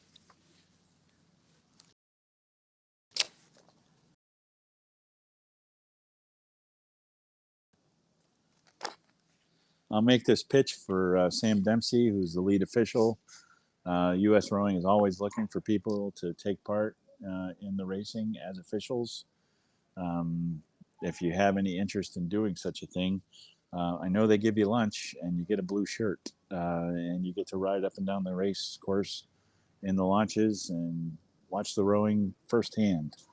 It's a great opportunity to see all that going on. So the men's varsity 8 semifinal 1 is in the starting boats or in the stake boats. Looks like the coxswains are getting their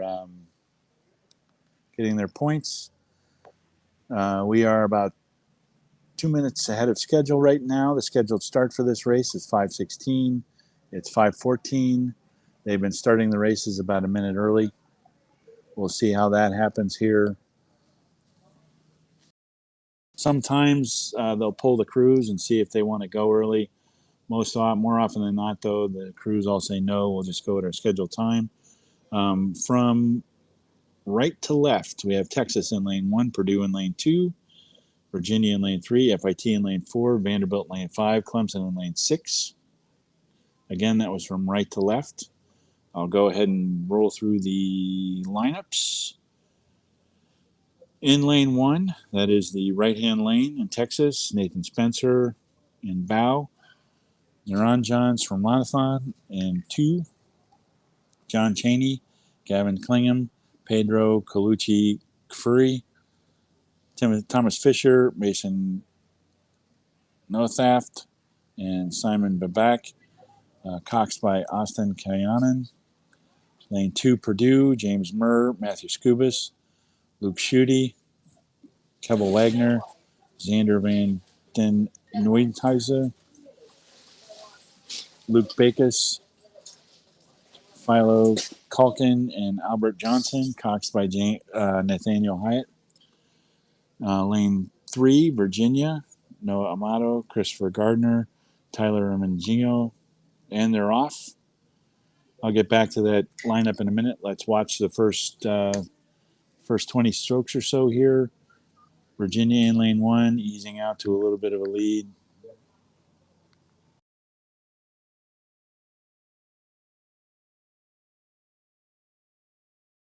Virginia to 45.5.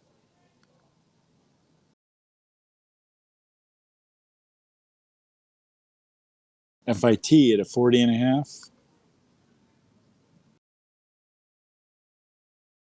Purdue at a 38.5. Well, Virginia gets out to a quick lead by well overstroking everyone. Now they've settled. They've dropped their stroke rate. Let's see where they landed.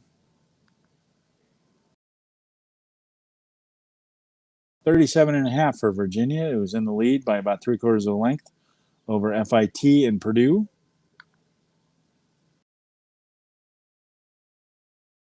40.5, the stroke rate for FIT. 37 for Purdue. There's some risk in running the stroke rates this high, this early. But if you've got an exceptionally trained crew, Virginia now at a 37, so they've lengthened out a little bit. If you got an exceptionally well-trained crew and they can do that at this level with these crews, they probably do have the ability to do that. Makes for a heck of a race. Let's go ahead and go back to the Virginia lineup. Christopher Gardner in 2, Tyler Romagino in 3, Brett Hogan, Philip Chadwell, Alexander Bollinger, Michael Leone, and James Reed, coxed by Ayman Dowd. FIT in lane 4, Hayden Linkle, Thomas Matt, Justice Kostovicius, Hugo Ruzica, Arnaitis Camelis, Damantis Maraca, Omar Byram, and Sandro Gardella, coxed by Justin Woodyard.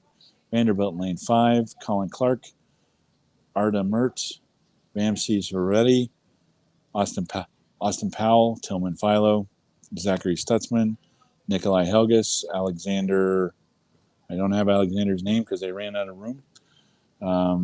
Coxed by Petra Tiracharan, and Clemson in lane 6, Andrew McClanahan, Matthew Kaslik, Reeves Honeycutt, Christian Schaefer, Sam Gossett, Seth Early, Matthew Monahan, and Carson Davis in 8, coxed by Grayson Lewis. So we're across the 1,000-meter mark now. That's Purdue. Looks like they're in 3rd place behind Virginia and FIT. There are 3 semifinals here, so only the top 2 will advance to the A final. And we can see Vanderbilt, Clemson, and Texas all duking it out for 4th place. Clemson is the close boat. That can't be Clemson. Clemson in lane. Yeah, it is Clemson in the close boat there. Texas is the far boat, looking pretty strong, pressing on Vanderbilt. The other three boats are well ahead, though. Virginia, FIT, and Purdue. Purdue in third place, however, on the edge of not making the A final. Virginia and FIT out in front. Purdue making a move, though, pulling back into FIT. FIT is traditionally a very strong sprinting school. FIT pressing into Virginia now. Let's check some stroke rates.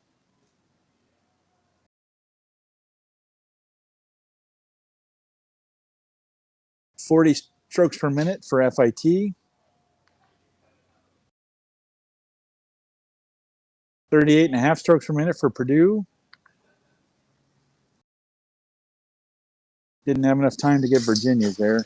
Virginia still holding on to a bit of a lead over FIT, about a length. Virginia now at 35.5, so they have taken their stroke rate down again. FIT having to hold a strong charge by Purdue here.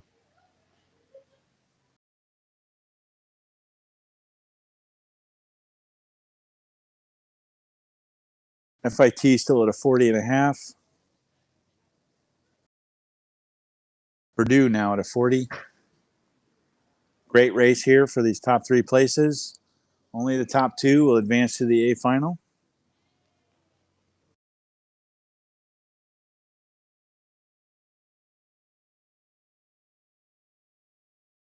There's a good view. I believe this is from the finish tower. We're heading up to the 500 meters to go. Now we've got an overhead view from the drones. Great view there. Virginia's still well out in front by about a length. FIT is making a press. Here's where we generally see FIT sprint. Now we're into the red buoys. And Virginia crosses the finish line first, 3/4 of a length up on FIT, who is 3/4 of a length up on Purdue. So Virginia and FIT advance to the A final. Purdue and Vanderbilt will go to the B final. Clemson and Texas will head to the C final after the first semifinal of the men's varsity 8.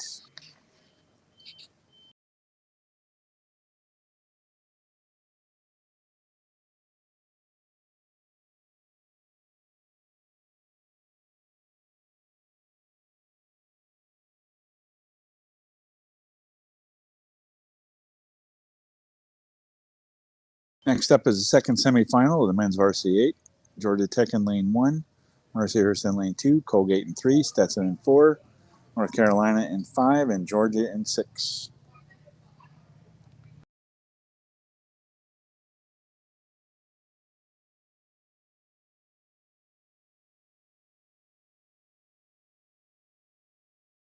It looks like they are on the water.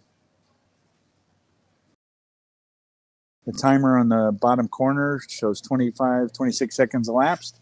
So yes, they're definitely underway. So again, this will be from right to left. We have Georgia Tech, Mercyhurst, Colgate, Stetson, North Carolina, and Georgia. There's the unofficial times. Virginia and FIT advancing to the grand final of the A final. Purdue and Vandy going to the B final. Texas, Clemson to the C final. And while those are up, let's get a couple of quick lineups in. Georgia Tech in lane 1. That's the boat on the right. Sharias Obadiah, Samuel Heffen, Ryan Giametti, Andrew Sherburne, Kartlik Krishnan, Mason Mihalis, Ben Kukuluzewski, and John Karnosh, coxed by Lauren Zabo. Looks like lane 3, Colgate is ahead right now, followed quick by Stetson.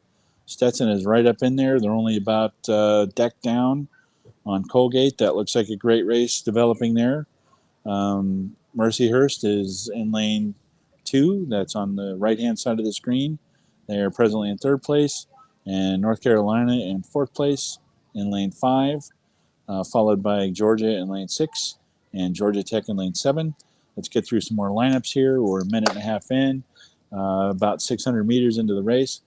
In lane 2, Mercyhurst from Bow, Noah Littlefield, Ingemar Vandegreek, Ivan Katic, Elias Kadunas, William Stover, Nathaniel Harris, Mitchell Daly, Jorge Maracos, Cox by Sienna Sona, Colgate in lane 3, Ruben Engels, Harrison Ziegler, Ethan Yang, James Burke, Eldon Scott, Charlie Jones, Luca Figlioli, and Luca Williams.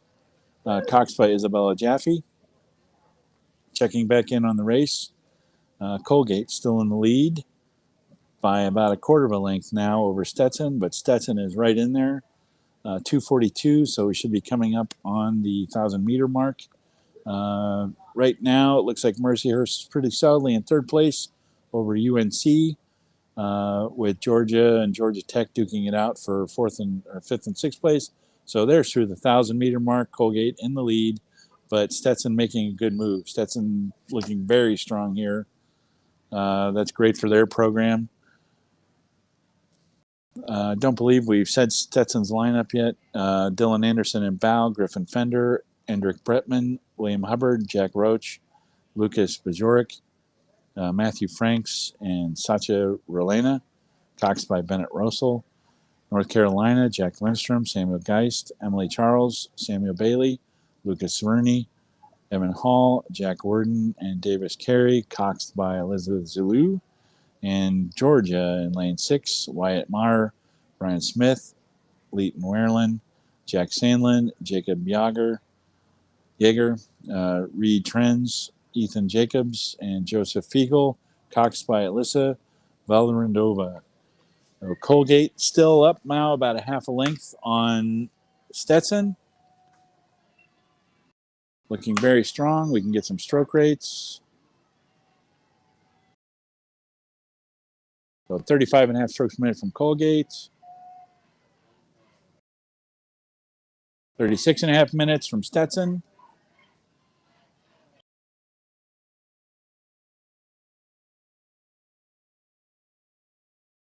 Great race there. 4:30 in just about. We're probably into the last 500 meters now. This looks like a quick one. Yep, there's the 500-meter mark. So 500 to go. Mercyhurst pressing in. I don't think they're going to have enough to get into second place, though. So if nothing changes from here, it looks like Colgate and Stetson will advance to the A final.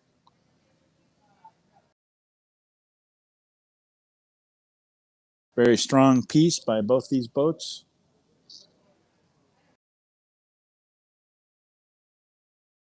Colgate, I believe, was the winner of the ACRAs last year, the ACRA, which happens in the middle of May, which will also be here in Oak Ridge.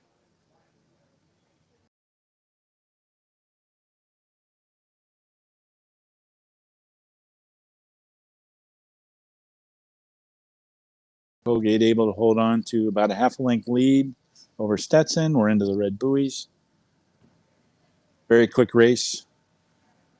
Mercyhurst will finish in third, probably, again, unless something drastic happens in these last 10 strokes.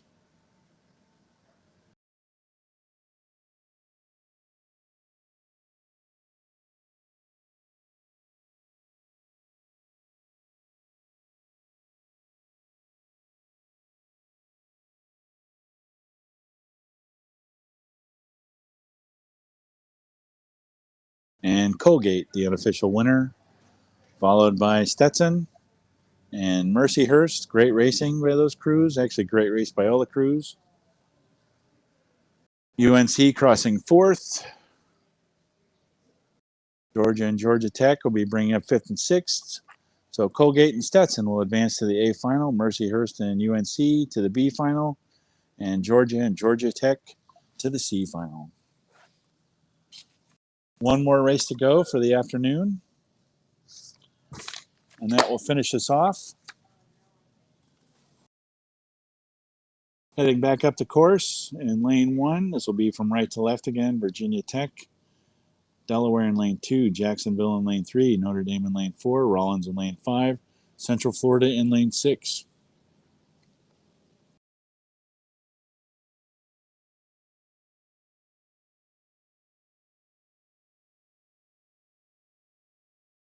And we are 11 seconds in. The race is on the water.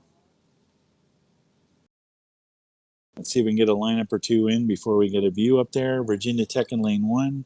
Chad Noyes, Matthew Bosco, Kemper Brown, Jacob McDonald, John Brent, Anthony Wertel, Joshua Dunn, Nicholas Goggins, coxed by Annika Rao. In lane 2, Delaware, Owen Spar, Nicholas Antrim, Jacob Milburn, Leo Williams, Nathan Tadaro, Brett Weber, Addison Garrett, and Jonathan Dempsey. Coxed by Caitlin Still. From this vantage point, it looks like right now Delaware and Jacksonville are duking it out for the lead, with Notre Dame certainly in the hunt, along with Virginia Tech. So Jacksonville in lane 3, John Connolly, Hugo Parks, Max Hinkle, Nathan Fletcher, Ole Grunert, John Ebenloftus, Lukasen Razanovic, and Archie Lockett, coxed by Hannah Rattigan. Yeah, it looks like a great race there between Jacksonville and Delaware for first and second, with Notre Dame close in the hunt there, and Virginia Tech. Notre Dame in lane 4, we have Joe Jackson, Aiden Keeley, Noah Barkoff, Aiden Walsh, Joseph Keeley, different spelling, so no relation, Eugene Tunney, John Benson, and Joseph Downhour, coxed by Bridget Murphy. Rollins in lane 5, Reese Duntley, Brennan Duntley, James Cohn, Constantine Demetriadis, J.P. McClear, Frederick Bang Anderson, Cooper Reichart, and Bill Harris, coxed by Theo Prius. In Central Florida in lane 6, Matthew Terrence Dowd, Jared Olitsky, Ian Ballard, James Murphy, David Silva, Thomas Eastwood, Trey Finley, and Jesse Simpson, coxed by Zachary Roberts. Okay, so taking a look at things, Delaware has fallen into third place now with Notre Dame and Jacksonville. Notre Dame looks like they are in the lead over Jacksonville.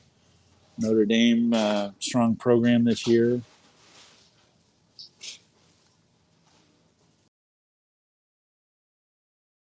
Notre Dame at a 38.5. Jacksonville also at a 38.5. Delaware at a 37.5.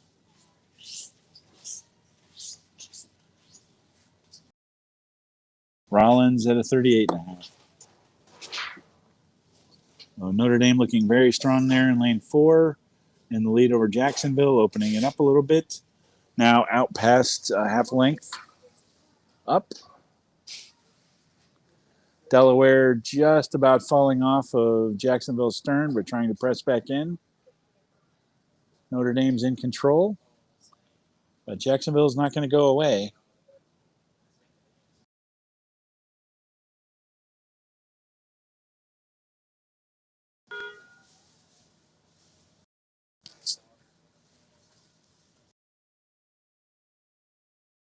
So now I talked earlier, if you've been listening to me the whole time, about the spacing between bow and two's puddle. So there's bow and two, and then those puddles slide down the boat, and you look at 7 and 8 and where their catches are.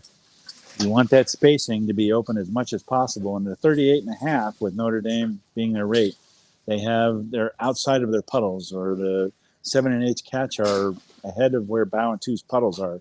That's pretty good spacing at a 38.5, but that's sort of what you expect at this level. Thank you to Liz and the camera folks for making that happen, so I was able to make that explanation.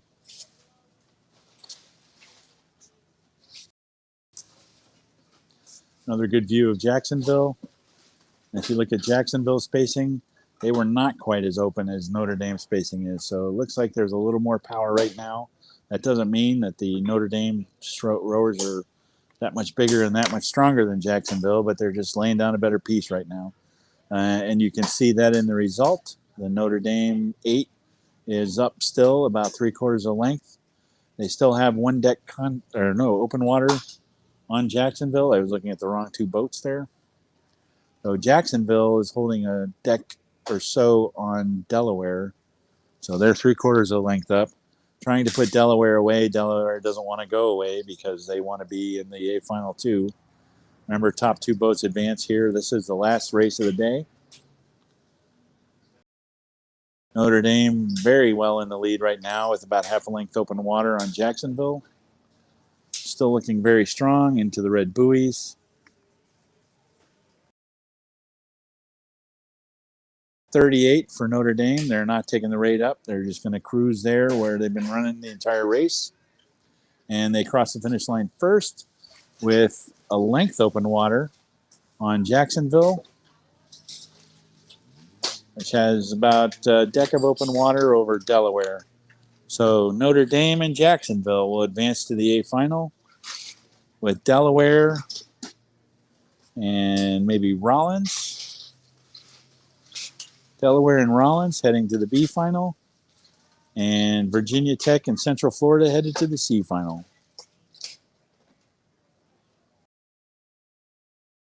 So that concludes our racing for today, folks. Racing will resume tomorrow morning at 8:08 a.m. with the men's varsity 4C final and the men's varsity 8C final, and then we'll get into the B finals for the singles.